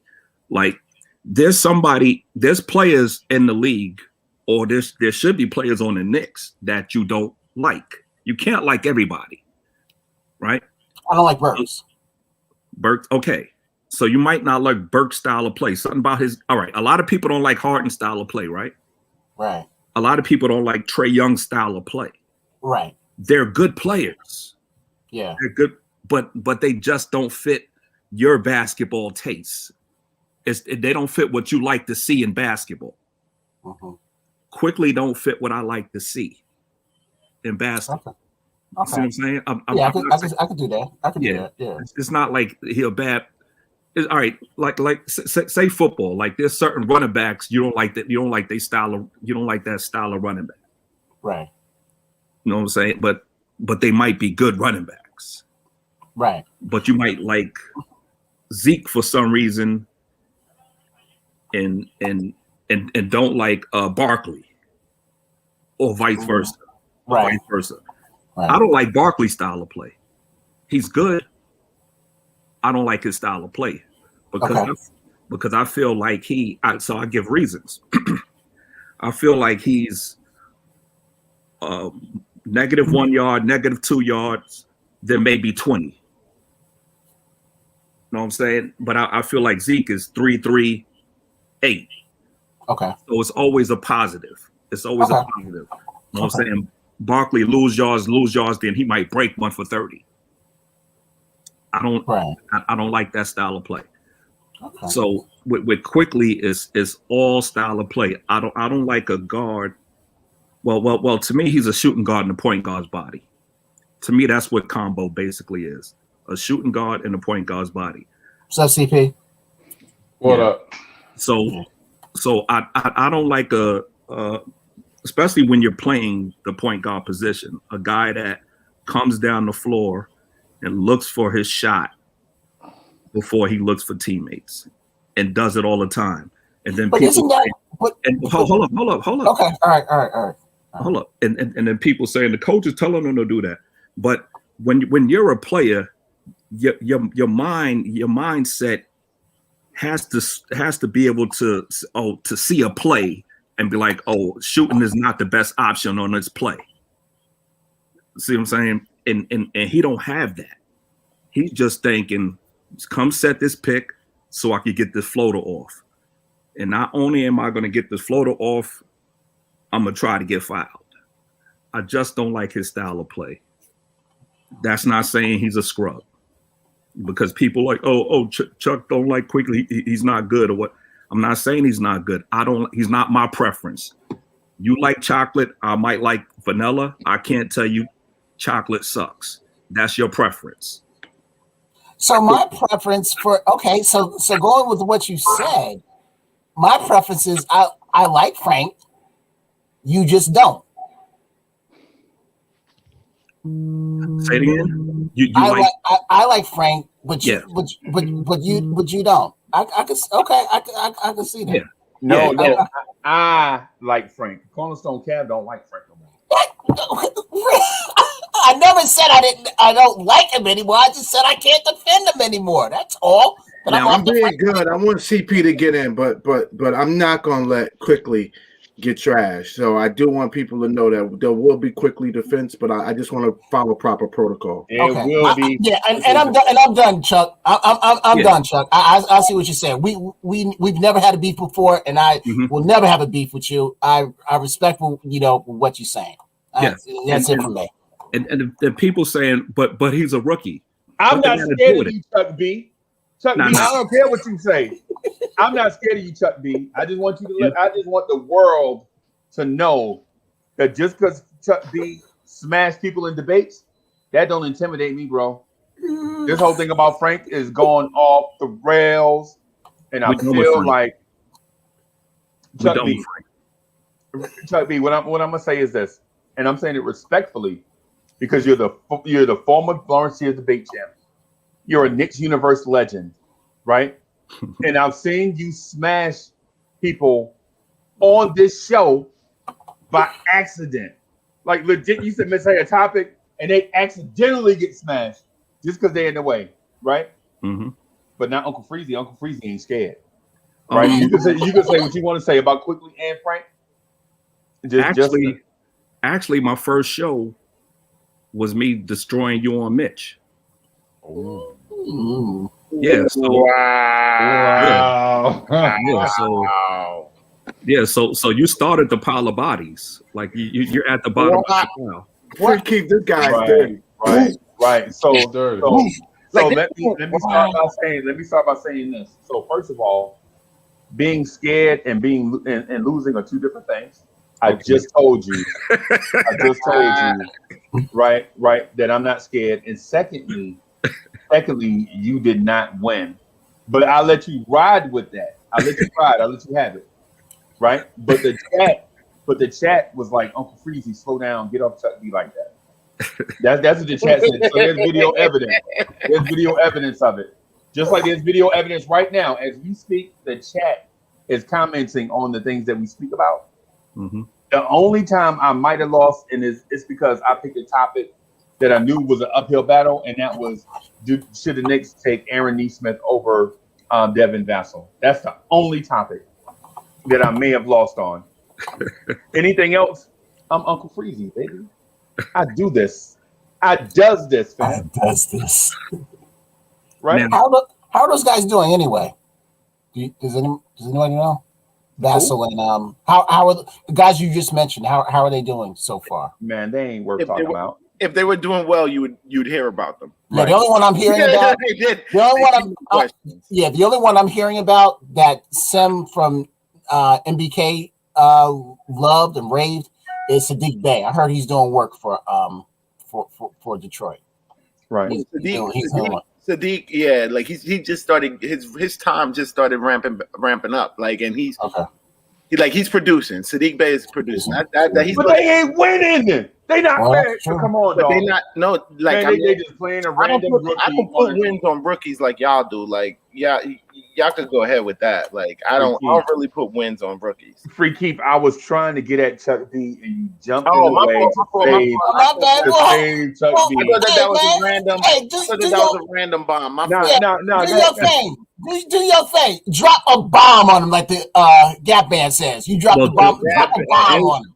Joe asked me a question, like, who do I like on the Knicks? And for one, Joe, when I critique somebody, no matter rookie or not, like, I don't like his style of play. It has nothing to do with if he a veteran, a rookie, it don't matter. His style of play I don't like. He had that style of play in Kentucky. You know what I'm saying? It's his style of play. It's not his age. It's not his experience. I don't like his style of play. So rookie is out the window. Now, second, the player I like Randall from day one. And when people wanted to get rid of Randall after last year, before the season started, I was one of the people saying, no, he's our best player. Yeah. CP, good morning. Before Chuck goes on for an hour, you better get in here because once I get it, I don't know if I'm going to ghetto. What let's CP rock, man. You can't. Hold up, CP. Before y'all get busy, let's CP rock. Yo, he waved the finger at GI. He waved the finger at GI. Oh my Lord, the dead has arisen. Ghetto for one, right? You talking about you're gonna? There's no defense quickly. I just gave my reasons why I don't like his style. Chuck, let me ask. Chuck. That's my preference. You can't. You can't. Let's see. He's just sitting there quietly. Yes. Hold up, Kev. You can't. I'll wait to the end. I'll wait to the end. You can't debate my preference, right? That's like me explaining to you why I like strawberry. That's all me. That's my 23. You can't throw other flavors at me. That's one thing on the quickly. Number two. Chuck, calm down. Calm down. Nah. Coogee Rap. Oh no! Come on, man! Did you really go back there? I thought we were finished with that yesterday. Oh God! Yeah, this dude got a memory like an elephant, like a long list. He's like, last Thursday you said like, I'm like, what are you talking about? Joe, you cannot. Joe, you know what I realized? You know what I realized, y'all? What's that? Chuck is a hater sexual. He's a hater sexual. What the hell is that? This is a hater sexual. A hater sexual gets a sexual arousal for hate. you just said that you talk about your preferences and this and that. You don't like his style of play. Oh, so he's supposed to play to your style. Like you're that one dude in that freaking universe that he's supposed to play like whatever. If it equals scoring and winning, who cares about your preferences? It's like I'm an artist, my brother. I'm an artist. Okay. My style of art might not be everybody's cup of tea, but you know what? I get paid for it. I don't sit here on a live looking like Snuffleupagus. People just because they style on that thing. Come on, get off the hate box, my brother. Let's do this, man. Yo, blame GI for calling me in this thing because I'm ready, man. Let's go. Come on, Snuff. Right. Come on, CP, I want your hat, man. I love that hat. I'm digging that hat. You can't have it, man, because a big brain fits hats like this. You know what I'm saying? I'm a big brain.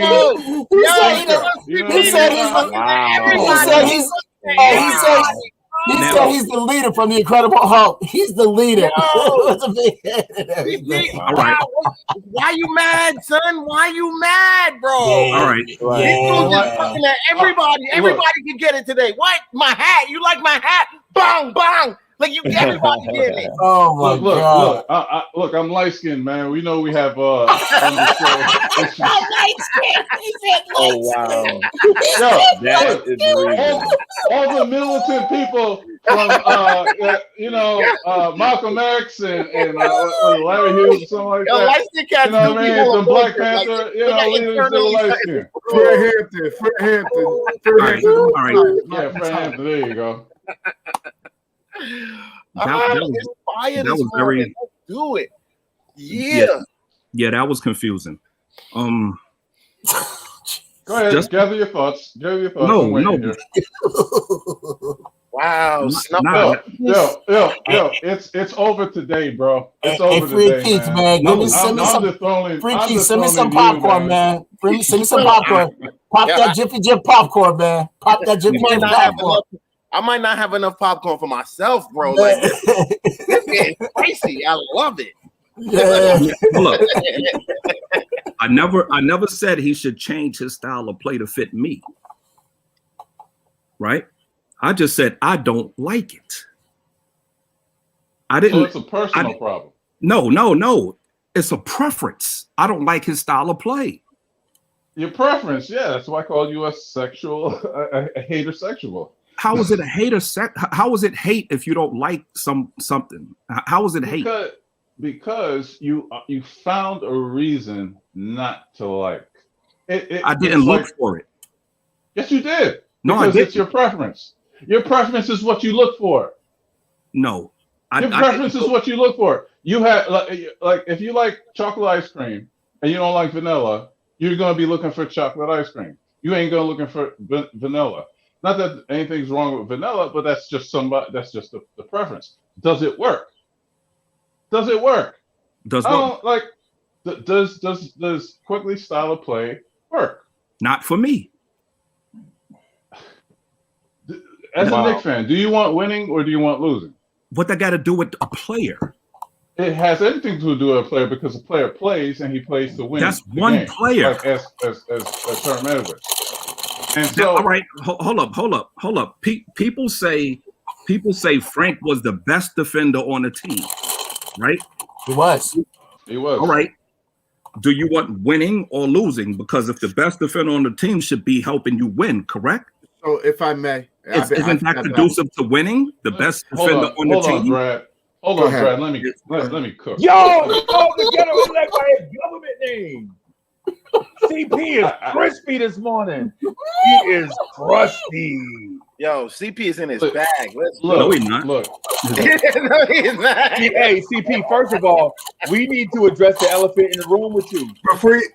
Freezy, did you see I answered? You saw I answered too, right? Yeah, I saw it. We sat up straight and was like, yes, sir.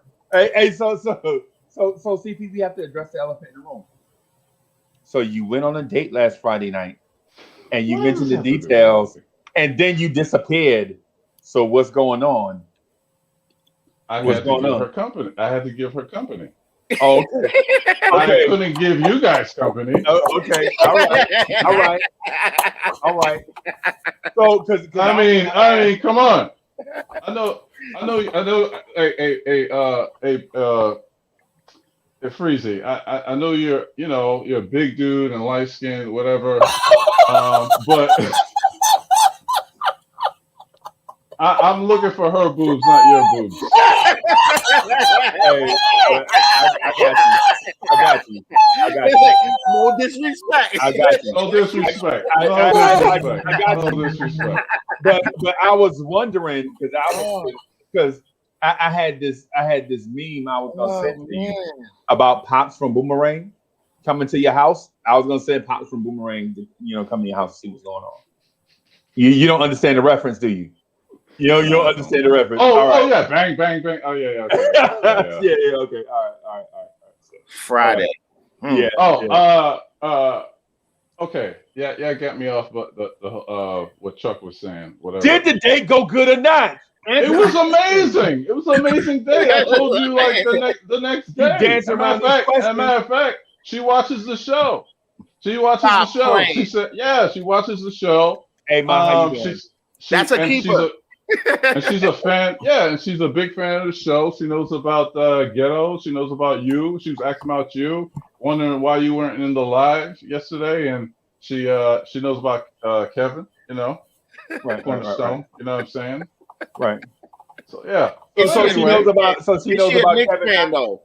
Is she a Knicks fan? It seems like we are getting her there.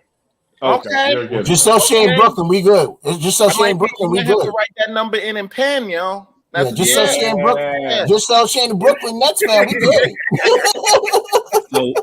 So I understand why you took a shot at her preference by calling me Snuffleupagus. GR, man. Yo, Uncle, you see what you did, man? Uncle Freeze, I'm trying to tell y'all. You better shut it down, man. You better shut it down. Wait. Oh yeah. Let's get back to Chuck B ain't nothing to play with. I keep saying that. CP don't take shots at Chuck B. He is nothing to play with. I keep saying that. Man. Come on, man. This is light work for me, bro. This is light work. Wow. You forgot who I am. Let's get back. Man. Wow. So where do we leave off at? Nilakina. No, quickly. Yeah. No, since you're off, can I jump in real quick? All right. Please. CP don't want to give it up, man. I'm gonna be sure. You can give you a chance to. So I understand Chuck's position on his side. And I've understood his position from day one that, maybe at this time the Knicks needed a distributing point guard. But one of our weaknesses as a team is scoring the ball. And we have to, and then off the bench scoring. When we lost big or when we looked like we weren't in the game, that's because cats came off that bench. We were relying on them vets.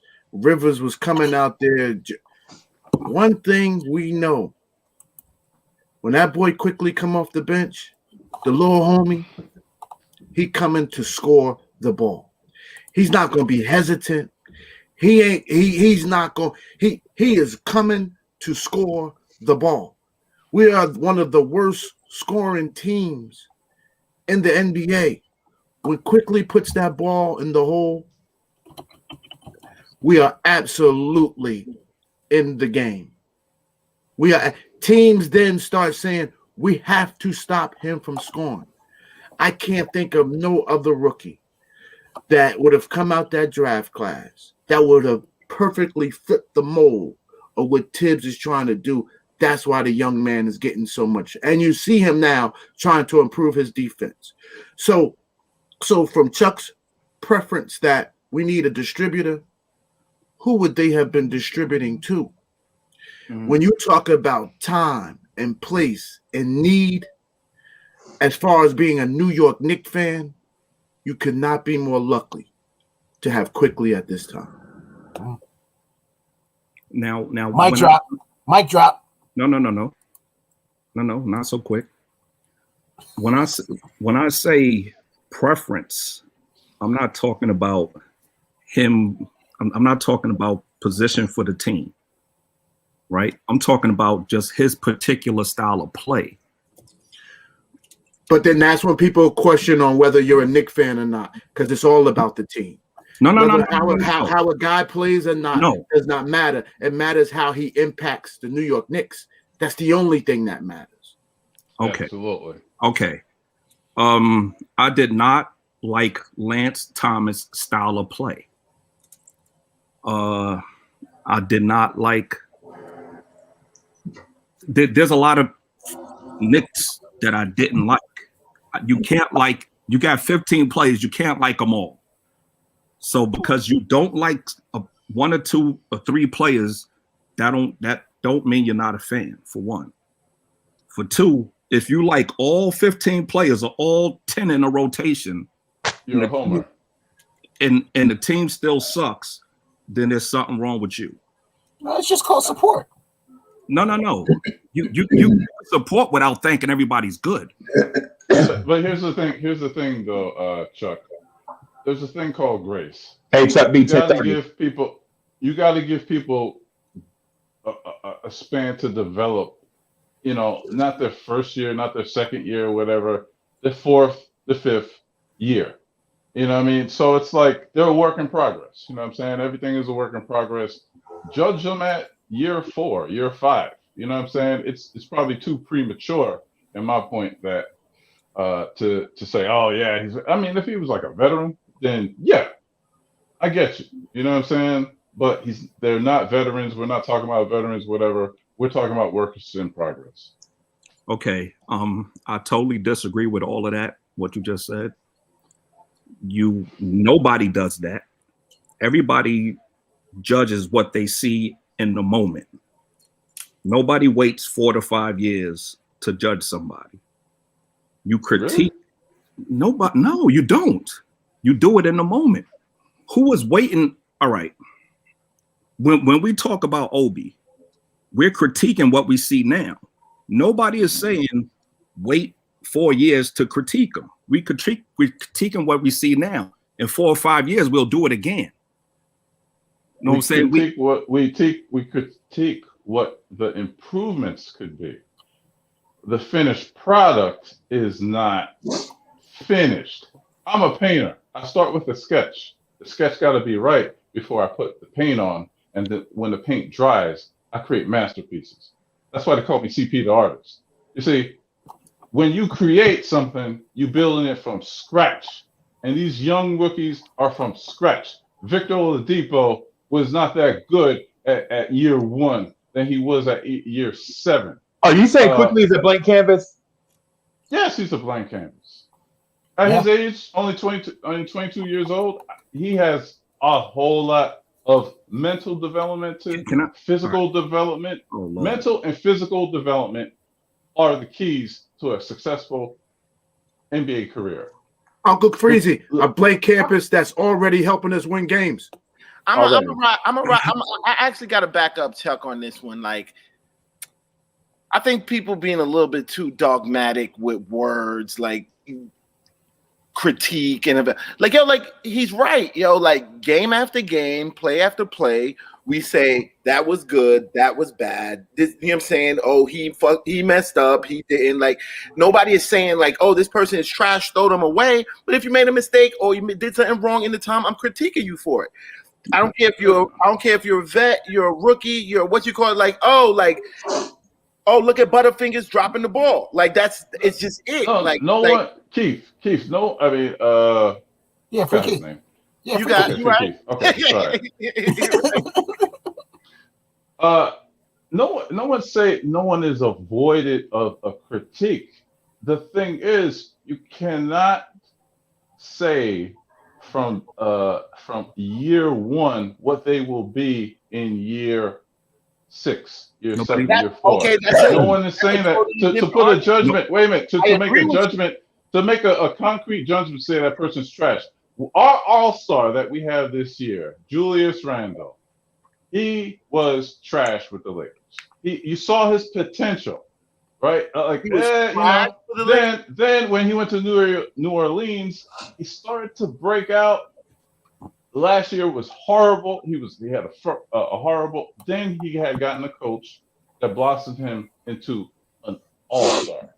That day he broke. He's been in the league for like 7 years. The day he broke his leg 6 minutes in the game, when he was with the Lakers, whatever, they'd be like, okay, he's injury prone. Da da da. He's selfish. I have Laker fans who couldn't wait to get rid of him. Lakers did not resign him. It's not a finished painting. It's just not a finished painting to say that the painting is trash. That's all I'm saying. But it's not a void of a critique. Yeah, but nobody said it was finished. Nope. Yeah, that's what you just said. I didn't understand that part. I said I don't like his style of play. I'm judging. You don't like his style, right? You don't like his style of play because he's a rookie. But you did say everyone. This is the problem with this whole thing. See, I have to interrupt my my etherness of Chuck to answer Kev and answer everybody else, whatever, and it gets me off a track. That this is how you win debates. You get everybody else involved to talk. I didn't. You say something. You say something that contradicts what you say now, and that's how you win debates. I see it now. Hey, hold on for a split second. Hey, GI. Hey, me and Chuck D got to dip out and do something real quick. You always got to dip out, man. Come on. It's just getting good. It's just getting good. But we're gonna come. We're gonna come right back. And so when I come back, man, I gotta get this beef with Kev McLeod off my chest with Cornerstone Kev about Frank Ntilikina. I don't think he wants to smoke though, Uncle Fred. Right. You're right. I'm just here for peace. Because I don't think it's fair. And you know what? And for the guitar brethren, yo, we don't never beef like this.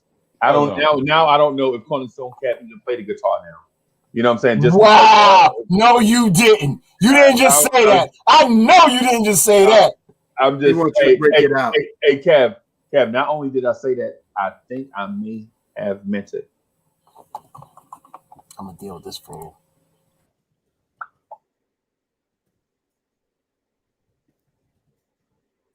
Hey, Chuck B, we ready, man. We waiting on you. So, Free Keith, before I pass it back to CP, Chuck's position is Quickly shouldn't be on this team. And we pushed him up against the wall, and he wanted someone else, and that I can't. Oh no, that never said that. Never said that. You did. We gave you a chance. I was gone. Never said that. I never said I didn't want him on the team. All I said was I don't like his style of play. That's it. I don't like his style of play. It's nothing else. I'm not saying he's a bad player. I'm not saying he shouldn't play minutes. I just don't like his style of play. There's players in the league that I don't like style of play of, and he's one of them. We gave you another opportunity to figure out how you would do it differently, and you came up with Payne. No. I didn't like Carmelo Anthony's style of play. That's not to say he was a bad player. Hall of Famer. Hall of Fame. No, I'm giving you something. I didn't like Tim Hardaway Jr.'s style of play. That's not to say he was a bad player. We just had this we gave you an opportunity. If you were GM and you did not draft quickly, you did it. You went differently. So that means that you, as part of your preference, having it done again, you gave us. I would have took him at 33. Yes, I would have took him at 33 because I think he would have been. And that's a little bit disingenuous anyway, because I feel like, Quickly has a very big fan base now, but like during draft time, I recall that being a lot slimmer. In fact, I recall the sentiment being that Quickly got picked too early and Rose wasted that pick, and he could have waited to the second round to pick Quickly, and we should have got somebody else. Very few fans like myself were telling people to hold on. There's probably a reason why they picked him so early. They know something that we don't know. But like the majority sentiment was that he shouldn't have got picked when he got picked at the time. So I don't go for revisionist history. So if we, I mean, Free Keith. This was after Quickly was on the team scoring points. This wasn't during that time. This was after Quickly was on the team, and he was calling him Kickley, and then me and Mo tried to press him in the corner. Now he did well because Baines is a good player, so he would have had a good choice. But his style is more than just a preference. At some point, I want to see when he's going. I'm going to challenge Chuck. When is he going to embrace what he can see and Quickly to help the team? At some point, I would want to see Chuck speak from a team perspective and not just from his personal preferences. Because at some point, it's got to be about the Knicks more than it's about the individual players that you like or dislike. That's what Cornerstone Kev is getting beat up about. Oh no, I agree, but is that really like? I talk to fans, especially on like these threads and stuff like that, and it like certain fans. I'm not gonna call no names, but we know, like I know we've all run across this. But there's fans who would actually prefer the team to lose as long as their guy gets burned. Chuck is one of them. Not even a guy he wants to fade for Cade. No. Yeah, well, yeah, that, and I'm even talking about like people who like certain guys, like people who like Frank, love Frank, people who love Knox, this, that, and the other. There are people right now will take losses as long as they get to play and get quote unquote developed. Tons of fans. So I feel like that's just as bad. That's just as bad in the other pocket, you know, on like there's like a far right and a far left of the Knicks universe. You know what I'm saying? Like I agree with you, Keith. I agree with you, Keith. So there's so the idea of like looking at the team over your individual player likes and dislikes goes a very, very, very long way, and that's a whole deeper discussion. Because like there's guys on the fringes that don't ride for that. Like, yeah, they might be Knicks fans, but like they're really wearing a Frank jersey. They're really, you know what I'm saying, like they're really wearing a Knox jersey. They were really wearing the Timmy Hardaway jersey. Like it's kind of like. So, like, yeah, you got the guy who I would have rather had X, Y, and Z player, blah, blah, blah. But then there's a dude like totally throw the team concept out the way because their quote unquote guy isn't getting supposedly developed. You're right. And I'm an honest dude. I'm a Frank fan. Quickly was doing this thing. I was like hesitant to like, but I said consciously, this guy is on my team, and this guy is going to be the future. So my Frank bias had to be out the door, and I took a new stance that if he ain't gonna play, trade him. And because I'm a objective person, I try to be objective. I try to take my feelings out of the equation, and I think that most Knicks fans. We are diehard on our opinion. There's still people to this day that want Julius traded for 2 first-round picks. You know what I'm saying? Now 3, now 4. You know what I'm saying? They just want him traded. You know what I mean? And it's like, get off of it, dude. Like, and y'all know who I'm talking about. Hell yeah! And it's like, dude, you lost. Get off of it, man. Get off of it. Get off of, you know what I mean? So, but they just stuck on it. You know what I mean? We gotta adapt. And that's the hardest thing about Knicks fans. It's like it's hard that we, adapt. To anything different, to change. Here's what we didn't think about in terms of becoming becoming a good team. We've been so bad for so long that we like the fan mentality component hasn't been figured into that. Like we're literally watching the team become a good team. And we did not figure in the psychological aspect that would have on us as fans. Because now those fans, like we already had factions, and now those factions have split into like, oh, we're going too fast. You have the slow it down faction, like, well, we're skipping steps and this, that, and the other. And then you have the other faction, like, oh, like just because they see the engine started, like, oh, let's trade everybody for LeBron. Like, let's, you know what I'm saying? Yeah, I remember 7 games into the season, people are already talking about tanking. 7 games into the season, people are already talking about tanking. I'm like, huh? Oh, already? 7 games? Seven Dude, games? was talking about which lottery picks they wanted before the season even started. Exactly. Yeah, and like you're as old as me. I don't know if you remember a time when, as a Knicks fan, you know what we were talking about? Our division. Oh, could we beat Boston to win the division? Can we beat, so forth and so on? Where's our seating? That's what we were thinking about. We ain't even thinking about that anymore. I look at standings. I'm like, okay, you know what? I think we're better than this, this team, whatever. But no, we're talking like so far into a future that we cannot control. Look, last year around this time, prayers out to everybody who suffered from COVID, who lost people from COVID, whatever. Last year this time, we were thinking about summer. We was thinking about the future, whatever, not even thinking about lockdowns and the tragedies that we have faced all over the world. Nothing is promised. Not a thing is promised for tomorrow. This is why I go hard at what I do. And anybody listening to me, just go hard in anything you do. You got a hidden talent, go hard, because your tomorrow is not promised. Facts. You know what I'm saying? We got to think about today. We wake up in the morning, we drink our coffee or whatever you need to get going, whatever. You know what I'm saying? Just enjoy today. Like yesterday when Julius Randle got into the All-Star. I had to look 3 times. 3 times. Like, is this real? A Nick is in the All-Star game?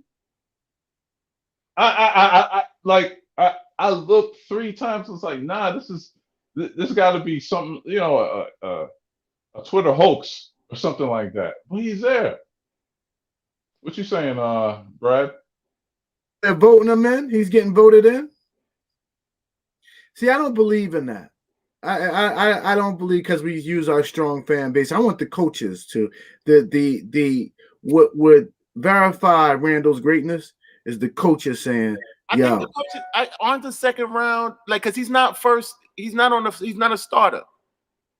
Oh, okay. Because you said, well, the coaches. No, they announced the starters. Like, he's not one of the starters. I believe like the other, like the for the rest of the guys, the reserves, it's the coaches like that's the heavier pick. Like, that's the heavier. Like, there's some fan voting that's part of it, but like I think the coaches pick they heavier are favored on their picks for the reserves. So it's not official.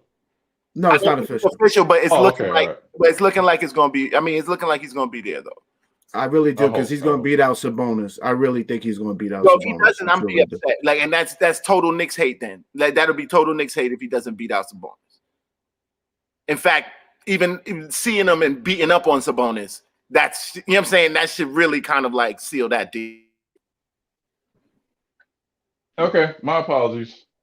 Like I said, I was on Twitter. I was on Twitter and I was like, but your point is still valid. Like, I'm gonna tell you, fans are seeing the season that we're having right now, and like we're at what, 30 games in, right? We're at 30 games in, damn near like a couple games off of half the season, and cats still don't want to believe, and they talking about like, oh, like they still mad at wins and they want us to lose so we could get in the lottery one more time.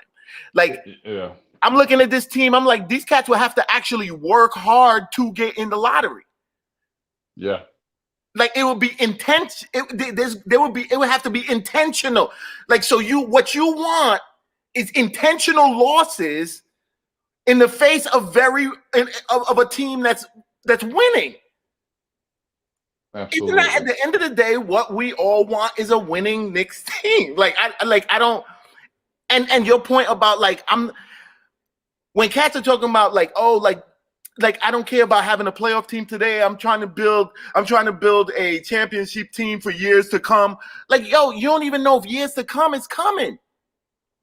This whole thing could be over tomorrow, bro. Like, How like cats is just making moves? Oh, I'm making moves to win in 2025. We don't even know this world gonna be here 2025. Mm-hmm. Great You know point. why we can't win today? Why we can't win today? Yeah. And we got Dallas's pick. We got Dallas's pick. And we got Dallas's pick. Let them be in the Dallas's lottery. Pick. Pray for them to be in the lottery. I want to see some wins, and I hate teaching every new class that comes into the Knicks, just teaching them how to lose. Come on, man. You know, I'm look, we're old heads, right? We're talking. So I was talking to a young head Knicks fan, and we were talking about. He was asking me questions. It was like, you know, was Bernard King that nice? And you know, this was a Knicks fan that grew up during the 2000s era. You know what I mean? And I'm saying to this dude, like you never seen anything good. You never seen anything good. So by default, it's like let's use a relationship analogy, right? Let's say you're a loser and some hoe wants you. You're gonna treat that hoe like the greatest woman on earth. Not because she is high value, it's because she's giving you a chance. Because you are a loser and you ain't getting nothing else but that hoe. You can't sleep at night because she out there hoeing. You know what I mean? You know, she picks fights on you, you know what I'm saying? She's gonna leave you in a matter of time. And then, you know, eventually she leaves you for another dude. And then you repeat the process. It's a syndrome. It's a syndrome of self-loathing. But when you're a high value person, you say no. Losing is not an option. Losing is not in your pedigree. It's about winning. And you want the best people on your team because everybody knows a bad woman is a bad investment. A good woman is a great investment. And so team-wise, you're supposed to look at what we have as assets. Brad, you're a smart man, you make money, whatever, and you know we've talked about real estate and everything, and so this is game. It's like, you know, we get the assets and we want a return on our investment. That's why I'm so passionate about the youth. We drafted them. We want a return on our investment. That is it. So it's like, you know, having this argument about why Frank suck or Knox or so forth and so on, and you know, they are an investment, and an investment needs to grow. It's like if I put money into Bitcoin, you know, a couple of years ago, you know what I mean, and I look at it now, then I'm like, oh, I didn't see that. I bought a house.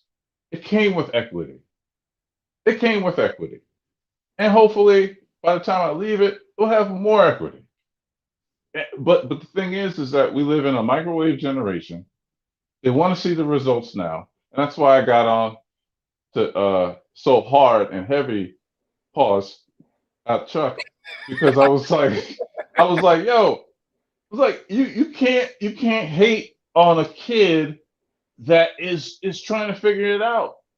And yeah, but Chuck's 60. Yeah, but Chuck's 60 years old. He can't be from that millennial generation. He needs to go sit down somewhere. Hey, old fart like us.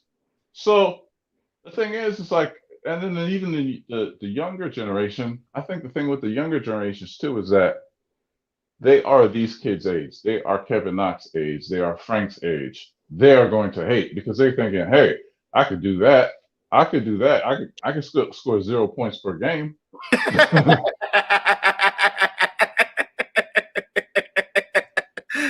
Hindsight is always 20/20.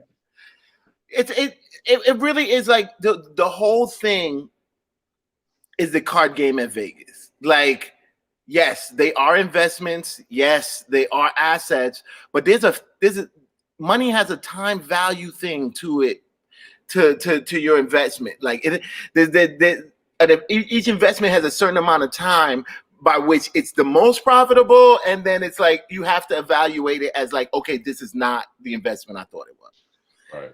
So all of those guys, I think, are struggling from that, but there are fans who don't really see that time, and like they're willing to throw as much time as possible into it. Like, oh, just give them more time, give them time. But what's not understood is that like the league is not a stagnant place. So like, you might want to give Frank 5 years. The team don't got 5 years to wait for Frank. You know what I'm saying? Like, Frank got to do that. He got to show signs in 3. He got to show signs, like, because I'm a fan. I don't got nothing but fandom involved in the game. These are multi-million-dollar games, bro. Like these guys are paying. Like, I understand their kids trying to figure it out, but you signed a grown man contract, bro. Like, you making millions of dollars. That kid stuff, like, if you wasn't thinking about that kid stuff, I can't be thinking about that kid stuff. Like, you know what I'm saying? Like, it's not. You making more than me, I probably work harder than I work harder than you. Like, you know what I'm saying? Like, so it's not. I'm not. I give them points, like that kid stuff, in terms of mentality and blah blah blah blah. But like, yo, I'm gonna ride you hard, bro. Like, you didn't think about that when you were sitting down signing that contract. I'll give you a great example. Boston, Jaylen Brown, right? Jaylen Brown is proving that he could play in this league, you know, but he had to play behind players that were better than him until he was able to develop.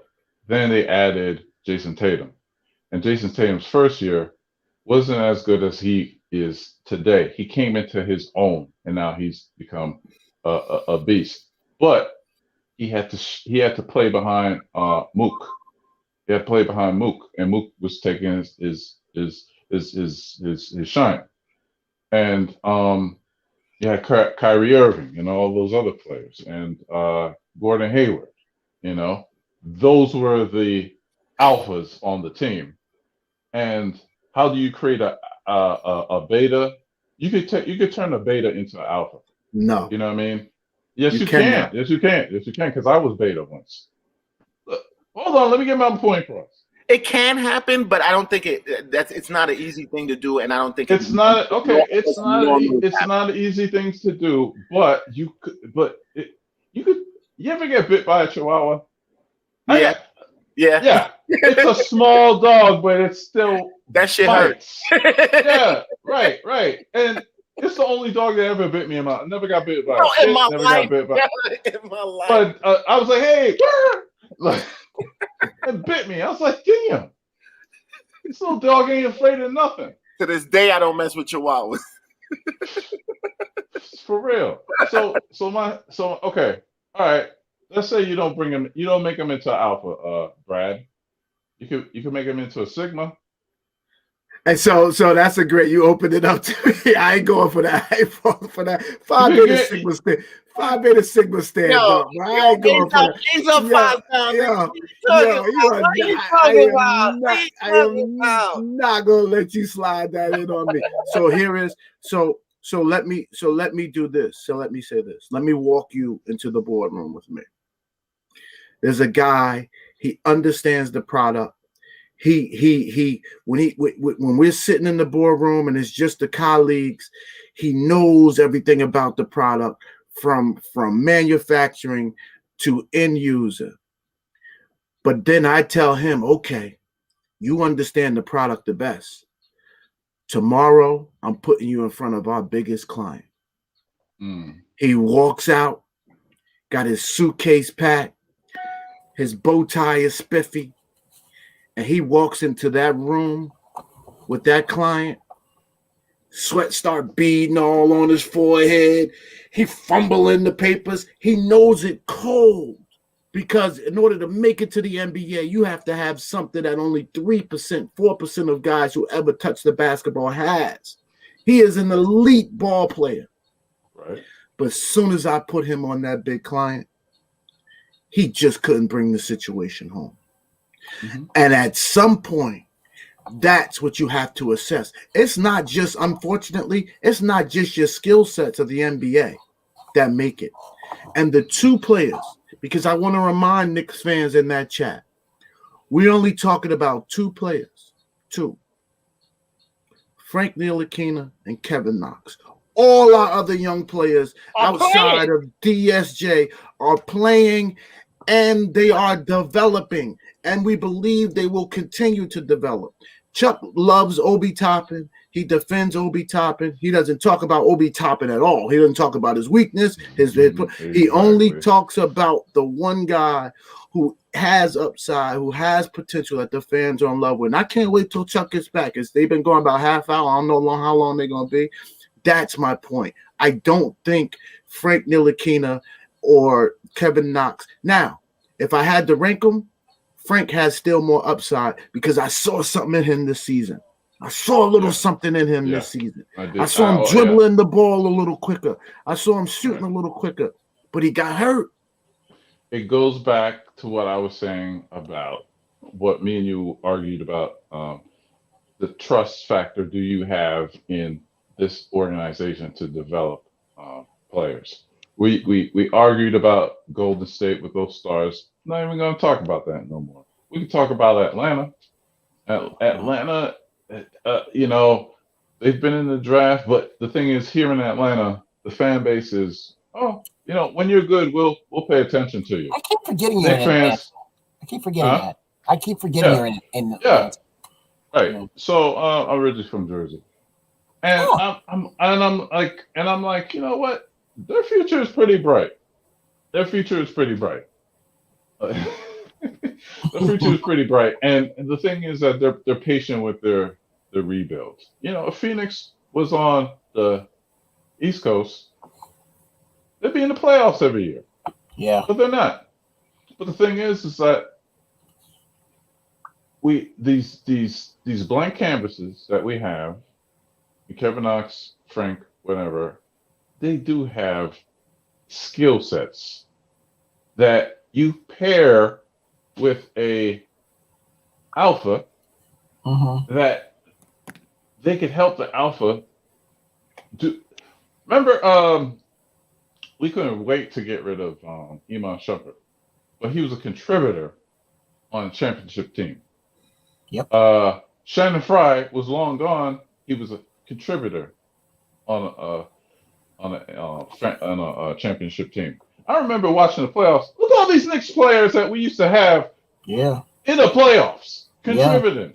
Yeah. Even DSJ got into double figures the other night. I watched the box. I was like, look at that. How did it even happen?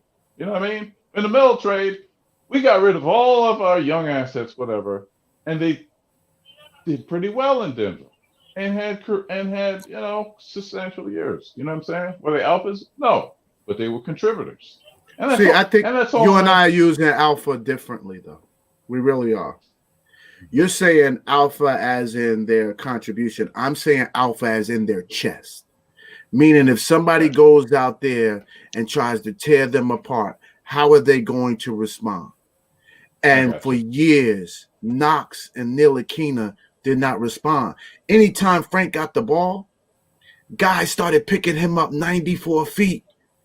You bring DSJ in, they fall back. They wasn't trying to pick DSJ up. They would have fed into his game. Frank would have had to figure out how to get around that. And he's diehard on being a point guard.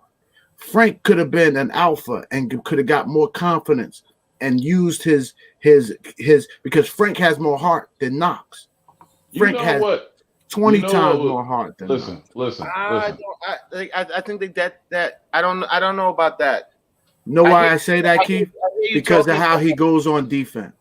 Because how he goes about it on defense. Yeah, I feel like no. How about FIBA Frank? That final minute, bringing that up. Dude scored 9 points on Team USA. Yes, sir. And I think that was Kimba and who else was that? That was Kimba and who else? It was Team USA. I'm not gonna. I'm just saying who they were staking in that. Yeah, it was Kimba. Yeah, Kimba. Yeah, Frank is Kimba's nightmare. Let's just be honest. But I'm not trying to because Frank, if you have a problem with Frank, it's valid. You know what I mean? But there was one thing that Frank did, and it had nothing to do with basketball. Well, it has to do with basketball. It was that Cavs game after LeBron was talking all that junk about the Knicks should have picked up DSJ. Yep. And that inbounds play where he stood up to the king. And he would have got washed. He would have got washed. We all know he would have got washed. That's really but that wait a minute. With that, as a diehard Knicks fan, I wanted somebody to do. I remember the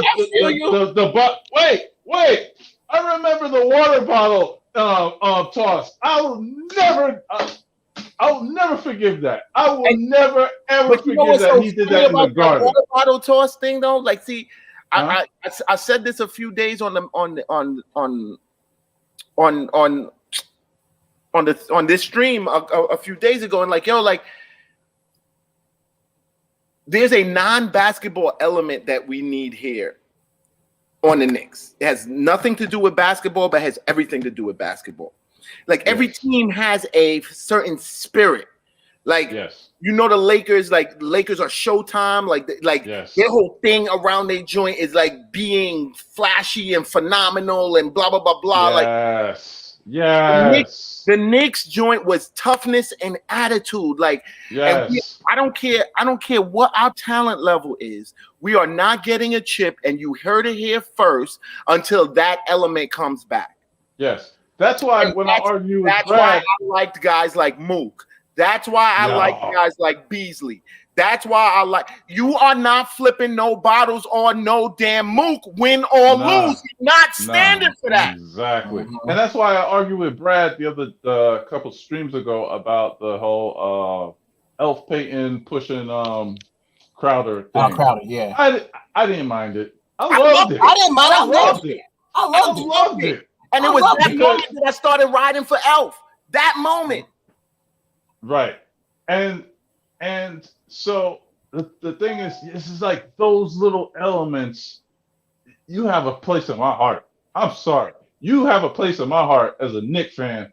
When you protect the Garden, you got a place in my heart. I'm sorry. This is why we love. This is why we love Kurt Thomas. This is why we love Kurt Thomas. This is why Oakley was a trash player. Let's keep it real. Let's keep it 100. But the thing is that he stood up. I'll never forget the moment I realized Oakley was really trash was in the movie Sugar Hill. And in that movie, the dude said they played this mother effer $5 million just to miss a layup. Trade that N-word. I was like, oh my God, that is so true. He always missed layups. Dude, if Cat used to hate on me for saying this, but I was like, those 90s Knicks squads was really Patrick Ewing. The skill on the team, the actual talent on the team was Patrick Ewing, Starks, and a bunch of goons. Yeah. That was the Knicks. Right. And remember, I told Brad the other day, one of these streams, there's something about having a goon. Like when you play against goons, you could be nice, but if that goon ain't scared of you, you're gonna have an off night sometimes. You know what I'm saying? If you can't stand. I remember I was in summer in a winter league, and we played it against the strip club bouncers. They're bouncers, right? They were taller than me, and I'm 6'6". You know what I'm saying? Nothing but steroids walking on the freaking court. And I'm like, I think I'm gonna have an off game. And I did. I was scared out of my mind, man. You know. And there's something about that. It is something. The Davis brothers. Remember the Davis brothers? The Davis brothers used to give me nightmares at times. Yeah. I was like, oh, here we go. Right. Miami. You know, PJ Brown. PJ Brown. Morning. Skips my mind. But even Houston when he had Merrill Ellie, and they had a couple. They had Vernon Maxwell. Vernon Maxwell. Yeah, that was their John Starks. That was their John Starks. A little bit of goonery. The goonery is an element that helps you get over because kind of like this is why like cats they jump on me because I don't like Karl Anthony Towns, and it's not because I don't think he's skillful. I think he's a highly skilled big man. He doesn't have this. I think he's highly skilled. Exactly. And you know what you're setting yourself up for with Karl Anthony Towns? You're setting yourself up for a Charles Smith moment. That's what you're setting yourself up for with Karl Anthony Towns. Yeah. Like the dude is going to be soft at the wrongest moment. I can never talk bad about Karl Anthony Towns for one reason. I knew his dad. Okay. I can't. I wish he played. I wish he grew up. I wish he played for Amboy. But you know, he went to St. Joe's. Well, he's going through a lot because his mom had passed away. And this was before. This was before. Yeah, I know. He had a rough year. This is not to discount any of that. Like my heart goes out to him for what he just went through this past. But I get what you're saying, man, and I think. But you can take a lot. You can take a lot. Yeah. New York is not made for him. I like that pressure. I look, let him sing. That would be small market, man. CP, that man up. CP and Free Keith. Let me ask you this: was KP made for New York? Looking back at it, nah. No. Yeah. Nah. He was too pretty. He was too much of a would Okafor be? Let me answer that. Let me get into AKP. No, anybody who goes back to their home and catches two pieces, I don't even want to. The Russians ain't no joke, though, Keith. The Russians ain't no joke. It's like running into some cats from Brownsville. You're 100% right. But if you ain't good in your hometown, then I don't want you here. That's a problem. So here's my thing with KP. I expected him to leave quietly and say, look, thank you for my time in New York. You guys embraced me. Just didn't work out. But he made a statement. He said, stay woke. Yeah. He said, stay woke. Yeah. I'll be honest. I was scared. I said, oh, my goodness. How much trouble are we in then if he's telling us to stay woke? As if to say, there's more to come. We still been waiting for that more to come. He went out 2 months after telling us to stay woke and got another season in the surgery, and then another surgery out of he went down to the bubble and stayed there for 2 weeks and had to leave with another surgery. So who needs to stay woke? He needs to literally wouldn't be having a healthy KP till right now. How long would that stay for? Exactly. How long will that be for? Yo, looking back at it, if we didn't trade him, we would not have had KP for real till right this. It would be the KP in the morning show, and we would have had to pay him $158 million.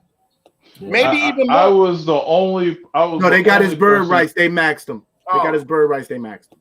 I was the only person, and I lived with the hate. I didn't see Superstar. I didn't see them giving him that much money. You know who else saw that? Cap. You know who else saw that? Phil Jackson saw that. Mm-hmm. Right. Because he got fired for seeing that. Right. It was too much of a risk to and we dodged a bullet. And I had gotten hate for that. And I know you go on Knicks fan. Yeah. And look, I was on Knicks fan TV and I was screaming at the top of my lungs when AD wanted to get out of New Orleans and announce his trade. I said, this is the opportunity for the Knicks to jump on it because we have KP and we have the contracts and we have the pick. Sorry, but I thought that would have gotten KD and Kyrie as Knicks. That would have solidified it. And even if it didn't, we would have at least had AD for 2 seasons. And the worst thing could happen was and we had cap room too.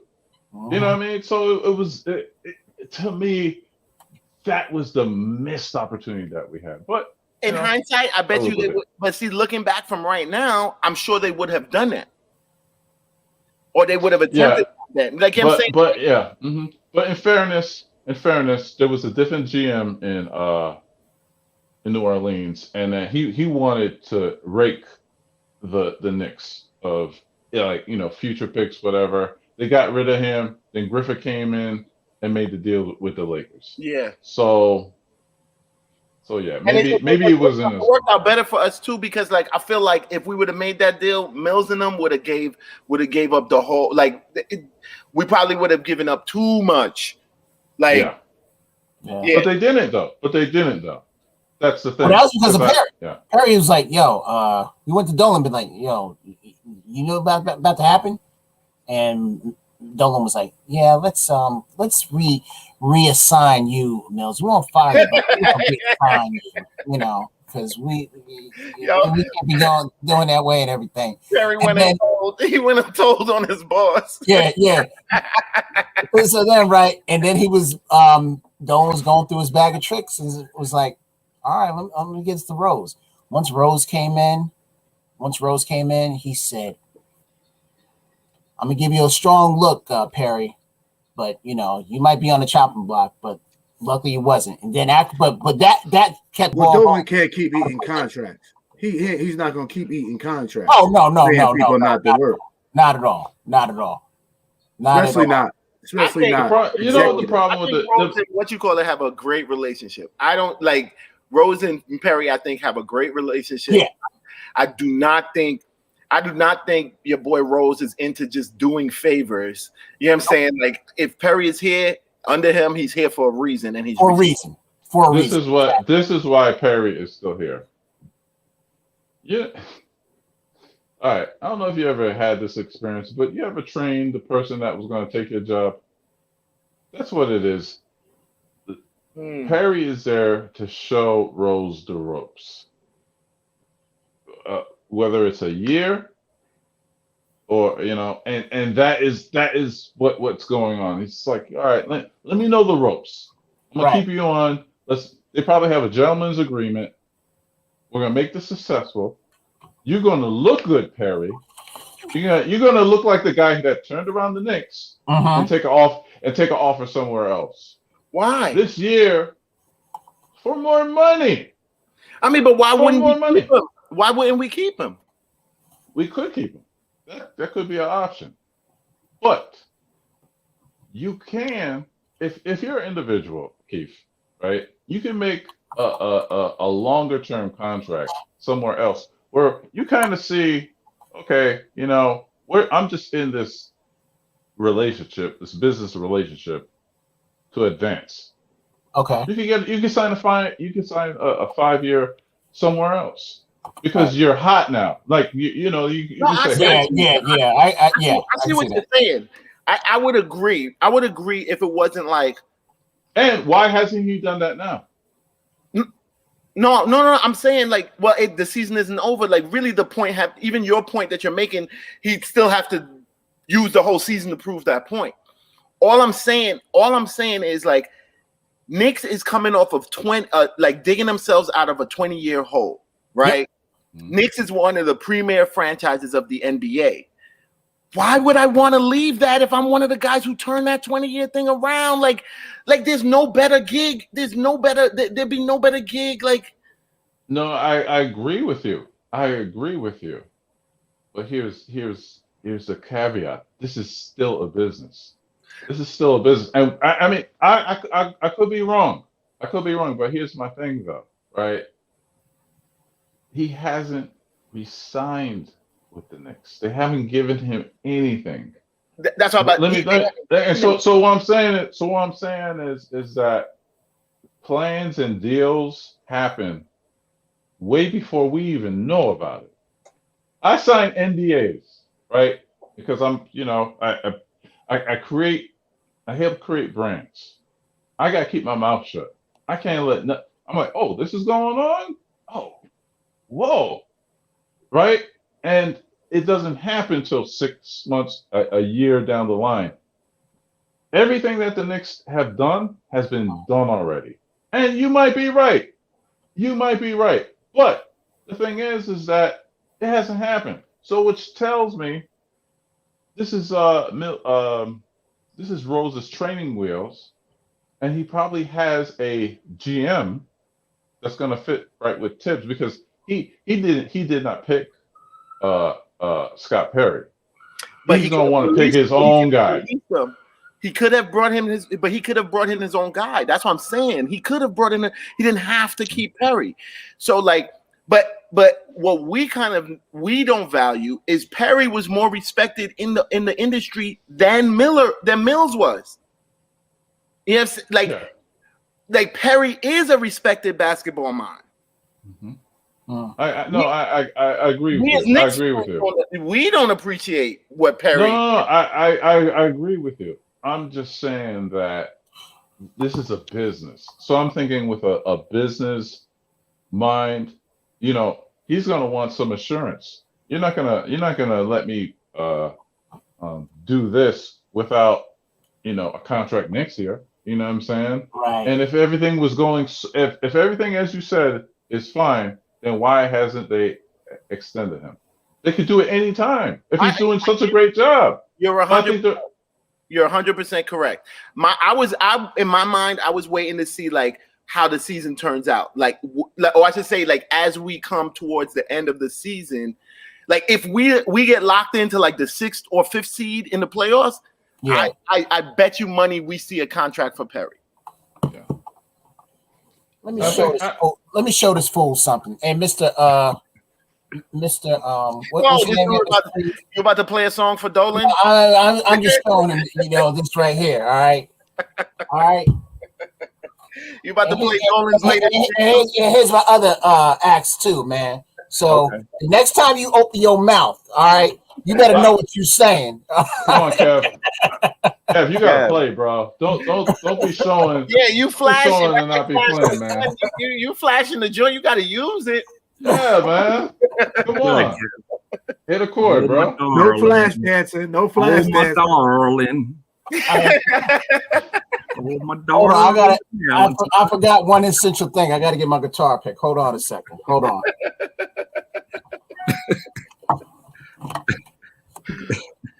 Man, y'all are beautiful people, yo. Like y'all are very talented. I appreciate. I really appreciate y'all, yo. From the bottom of my heart, like for real. This joint ain't even just Knicks no more. Yeah, it's and you know what? And so the thing is, we've always been eclectic. Like none of us are exactly the same, right? None of us are exactly the same. We're eclectic, right? We're an eclectic group. But the beautiful thing is that we feel safe enough and free enough and comfortable enough to discuss all of this stuff with each other without feeling judged. You know what I'm saying? That's the beautiful part of this thing. I'll judge. I'll judge. No, CP. Don't get it twisted. CP, you gotta wait 3 to 4 years to judge. Oh wow! To your point earlier, it takes 3 years to judge a guy. Oh, now starting in lane, starting in lane 6 of the backstroke, it's CP the artist. Oh man! Wow! Hey, Free Keith, we still good for 7? Yeah. Okay. So GI, I need to talk to you because I'm doing something with Free Keith and yep. Hey, Free Keith, would you be okay with GI? Yeah, I mentioned him. Okay, all right. I'll be free at 7. All right, word, no doubt. Hey, so the Lawrence Kids family. So we're working on a few things. We're working on providing some dope content for y'all, man. Listen, these dudes, they come up here, they legit have like these dope ideas, and we're gonna put these joints out for y'all, man. That's what we doing, right? That is exactly what we doing. So we got some stuff that's gonna come out this weekend, and I'm sure that you're gonna like it. Things that are different, right? But anyway, so now that Cornerstone Kev is back, so here is my axe that I have to grind with cats like Cornerstone Kev, right? And I'm calling him out by name because there are others, and I wish I could remember who they are because I would call them out by name too.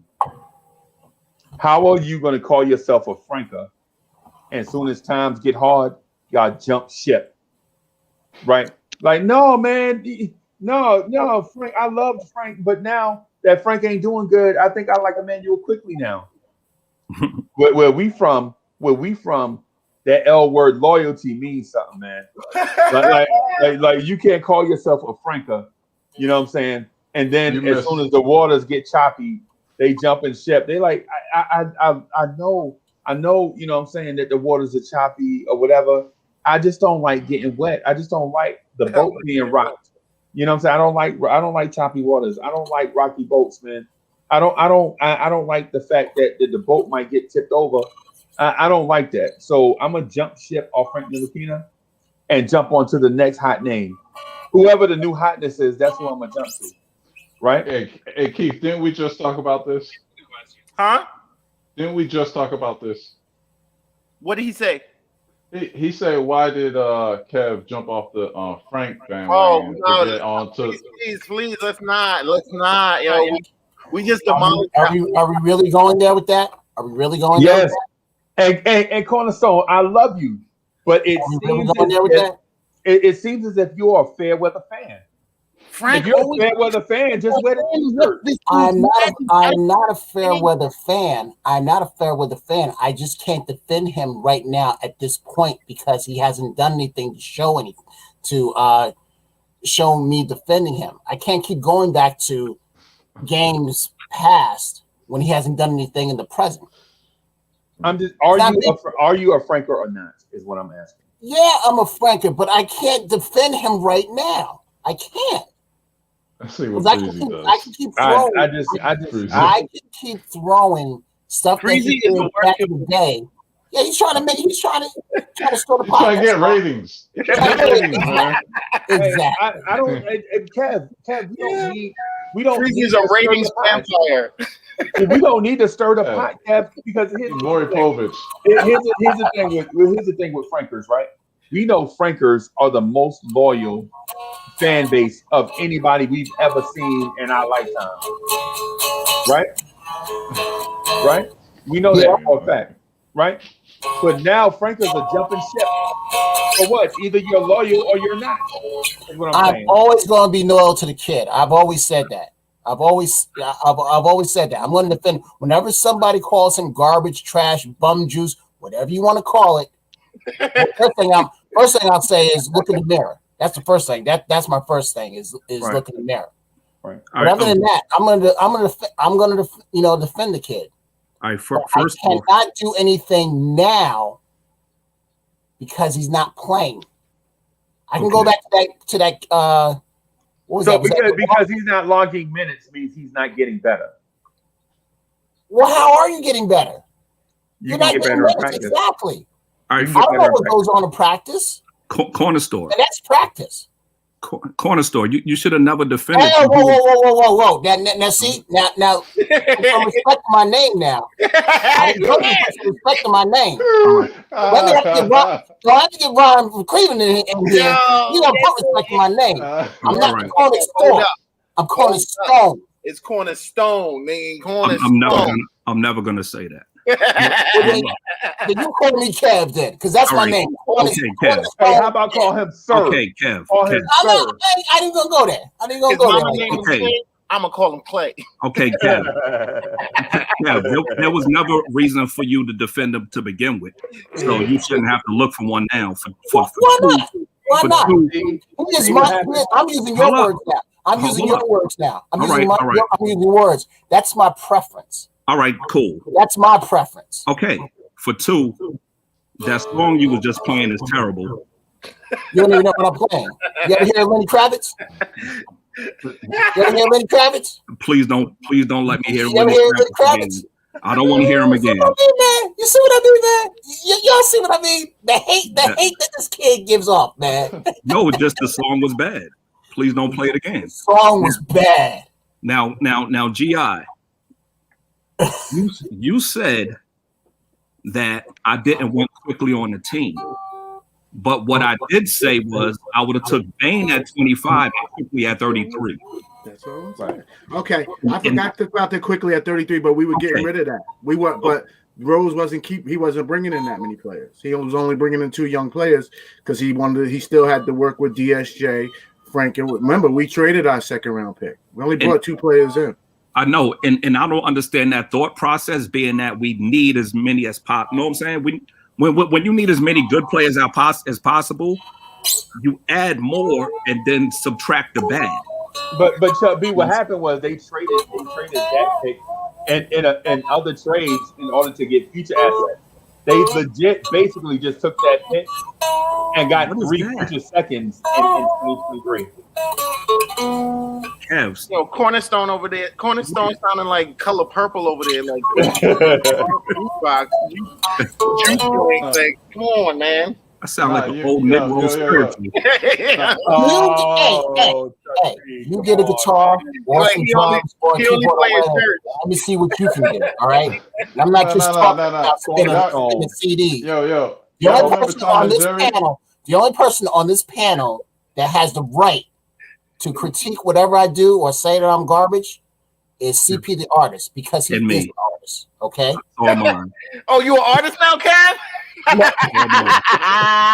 He an artist and he's sensitive about it. The artist is the only one. Oh, you got that? Now, CP calls me. If CP calls me garbage, then I'll cry and go to my little corner. Kev, I would never call you garbage based off of what you're doing. But this is not the format to do it right now. No. The host told me to get my guitar.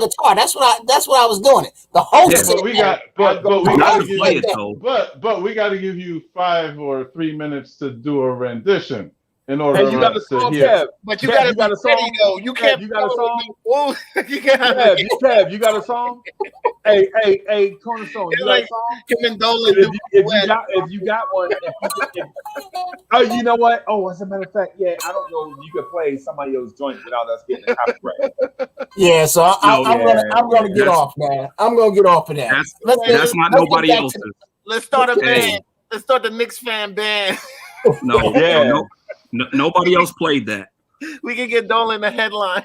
Wow, Chuck, man. Just when I think I'm gonna give you something, man, you just F it all up, man. Yeah, man.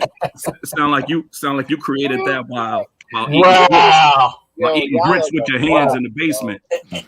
Oh wow. Look at CP. That's definitely from the garage band without the garage. Hey, y'all. Hey, everybody! I gotta go. I gotta wrap this up because I got some other stuff that I definitely gotta jump on and make sure that we be fresh. Hey, Gian. Wait! You can't be throwing bombs, right? Throwing bombs and have them ignite, and then leave. This is not good at all. That's the way we do it. Nah, man. You threw some bombs in here, man. It's fuel for future. It's fuel for future. Yeah. You ain't lying. And then Kev, that's what helped the joint grow, man. Because you know what I'm saying, we trying to do some other things. The live stream be dope, man. I ain't gonna lie to you. The live stream be dope, but we working on some other stuff too. Absolutely. Just to make sure that we be in the forefront of people's minds and things. So I'm gonna bid everybody, adieu. Hey, thank y'all for everything that y'all did this week, man. I love and appreciate y'all. How much before 7 o'clock do you need to speak to me? Because I want to knock out some tax returns. But hey, man, just you claim drugs on your tax returns? Can you call me right now? Okay, all right, yeah, just call me when we get off, and I'll see what it is. All right. You do taxes, G.I.? Yeah, but Trump. Yeah, but Donald. I don't trust that dude. I don't never trust that dude with my taxes. Oh wow! He frat though. Come on, dog. Frat? No, you missed it. Okay, you missed it. He was in sorority. Today he told me I'm not the alphas. Today he said you're a Sigma, but you're not the alphas. Oh yeah, I let that go right by. You're alpha free keep? It's only alphas today. It's only alphas. Oh, I didn't know how free keep was an alpha. Now you know. Alpha in the now you know. Alphas in the chat too. I saw you do that, but I didn't know. Now you know. So he fed right into your head today. Then you was right. So this gonna be an MPAC thing at 7:00. But listen, hey, real quick. You see, I've been in the frat for 30 years. I played spring 1990, and I played. So when he threw that bomb, you saw me. I let that slide right on by. You saw me. I didn't even do it. What was that movie? Who's the Man with Ed Lover and Dr. Dre? When they were barbers in the beginning, and the guy was like, "You want the two guys on the end?" He was like, "Man, I wouldn't let them cut my taxes." Wait. Wow. Yeah, man. Hey, so man, love and appreciate y'all. I'm a wait. You know what I'm saying, on the joint because it's something popping. Cornerstone Kev. Yes, sir. I just filmed an episode of Knicks versus with Chuck B. And that seat is extremely hot, right? I don't like doing it. Others from the Knicks universe have been on it. I'm asking you and CP the artist, do y'all want to accept the invite to do a Knicks versus? And listen, before you answer, it's more intimidated than what you think, because the live chat the video chat is not here to save you, right? It's just you eyeball to eyeball with Chuck B. And some people can be intimidated by that. So CP Cornerstone Cavs shook his head and said no, right? You don't have to do it either, man. I'm just asking. When? I'm asking you if you want to do it. If I say yes, when is it? Like, if you say Kev, shut up. I'm asking when, because I'm gonna take money over demolishing this fool, you know what I'm saying, any day. Money, my girl, God, y'all not even on the list, so I need to know when. I ain't afraid of no smoke. This was easy. This dude ain't nothing to me. So the answer is yes, but okay, that's all you had to say. Tell me when. Yo, it's real smoky. Look. First of all, everybody know who I am. Everybody should know who I am, right? I'm CP the artist. Oh. You know, Joe Button's logo maker. You know what I'm saying? I'm here in Atlanta. I dominate. As soon as I step here, you know, I'm the man. You know what I mean? I came in here, minding my own business. I became the man. Everywhere I go, I'm the man. Right. So the question was a yes or no question. Yeah, it's a yes, but I need to know when. So when we since you said yes, we can schedule it. We can make it around you. Okay. All right. Right. And then that way we won't be rushed or anything. We can take our time and do the pre and post production on it, and we can go ahead and do the joint. Right. Kev, Cornerstone Kev, I appreciate the fact that you said no, because the intimidation factor can be legit. You know what I'm saying? So I appreciate you being. Who is this dude? Just give me my Hennessy and Conroy. I ain't impressed. Mad Alpha's in the chat. I ain't impressed, man. I don't see nothing but word. Oh, word. Wait, what? Sharon? Who's A5? Wait, who's Sharon? Sharon, how you say your name, brother? He just dropped out the. I never seen him. What you call? He just dropped out the bushes. And another Brooklyn. You see Brooklyn Alpha. His name is Brooklyn. Oh yeah. What up, A5 brothers? A5. Let's do it. Like, you know what I'm saying, we out here. Come on, man. This is light work, man. Come on, man. No, come on, man. Y'all know who I am. I should know my pedigree, bro. CP, it's not a debate. It's not a debate. Oh, okay. All right. So let me answer the question of who Chuck B is. So Chuck B, I will smoke you, but it's not a debate. Chuck B is a Knicks universe legend, a former Lawrence Tears debate champ, and all around one of the stars of the Knicks content creation universe. He is. People say Chuck B's name on every show, and 90% of the time he's not even present. You know what I'm saying? They just say Chuck B's name because they are enamored with him. So we're not talking Knicks. We're not talking Knicks. We're talking. This is a debate. Huh? It's not a debate. We're talking Knicks, but it's not a debate. We're talking Knicks. Yes. So you're going to talk Knicks, and I'm going. It's perspective. Right. We're gonna be answering the same question.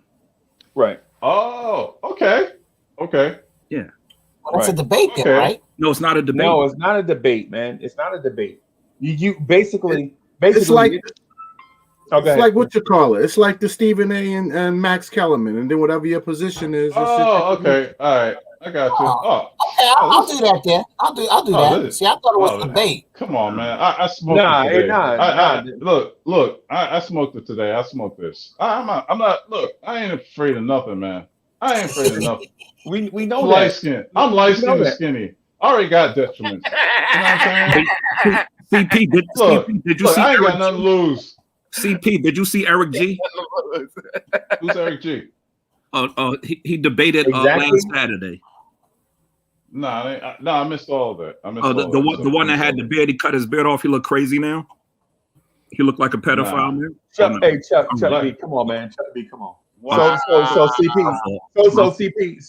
So Knicks versus is slightly different than what that is, right? So Knicks versus is a forum where we take the hot topics that's in the air in the Knicks universe and we just chop it up about it. But what happens is when people get on, the only person I seen standing ground was, I'm gonna say Woodshed, Free Keith, Coach Zach. Yeah, they all did legit. But hearing Chuck B answer these questions and then knowing that he is looming in the background too is intimidating to a lot of people, man. And I'm not saying for nothing. What is this? Stop using that what word I'm saying, with me, man. What I'm saying is stop using that word with me. Let me tell you something. You know, last year this time I was at Phillips Arena doing an art show. You know what I'm saying? On the court where Trae Young was shooting threes. I've been in the spotlight, man. Come on now, bro. You know who CP the artist is? All right. Don't use this intimidation word with me, man. Come on now. I'm an open book. Come on now. I'm the artist. I'm the artist, bro. I'm the artist, man. Years ago, I was on the corner dealing drugs. I was on the spotlight. On the corner right now. I believe that. And that's as big a spotlight than you. Cameras everywhere. Now, it's not about the spotlight. It's about being in the moment and not knowing what to expect. You don't know what's coming. You know what I'm saying? So, and it's good TV too. It's good drama. So, but anyway, hey y'all, we gonna rock because Chuck B always feel like he going. Yeah, you need my info, but you need my info. Yep. To contact. I sent you my phone number already. Okay. Who, me? No. Okay. Well, pretty much everybody does have it now, but it was mainly to freeze. So okay. All right. I'm gonna get it for you, Kev. Okay. All right. Well, yeah. I got you, dog. Yo, you hit up my secretary. You hit up my secretary. She'll hit you back. That's when you know you big time. She'll hit you back. That's when you know you back. Hey, G, you got a secretary? Yeah, I got a secretary. You know what I mean? She'll hit me back. You know what I mean? We'll go through the channels. You know what I'm saying? And then we'll get this popping. Come on, man. Yeah. Eric was saying all of this stuff and lost 3-0. That's the funny thing. Right. No doubt. Well, I'll tell you, hey, CP, what I'll DM you. Hey, DM me on Twitter, or I'll DM you on Twitter, and then we'll exchange stuff, and then we'll see how we can set the schedule up. All right. All right. And so and I just want to clarify. So Knicks versus is not it's similar to Skip and Shannon, but it's not exactly. But we have a format that soon come with a rising star that's going to blow that Skip and Shannon joint out the water. Bro. We're gonna take so we have a rising star that we about to unleash, and when we unleash him, Knicks content creation will never be the same. Trust me. So we taking baby steps with it, because you can't refire the same bullet, right? Once we let this thing out, trust me, the game will never be the same after we do this. So G, after this right here, man, let's link up real quick so that we can put some things in motion, and then we'll go from there. Hey, everybody, thank y'all for everybody in the video chat, virtual chat. We're gonna get out of here, y'all. Thank y'all for watching, y'all.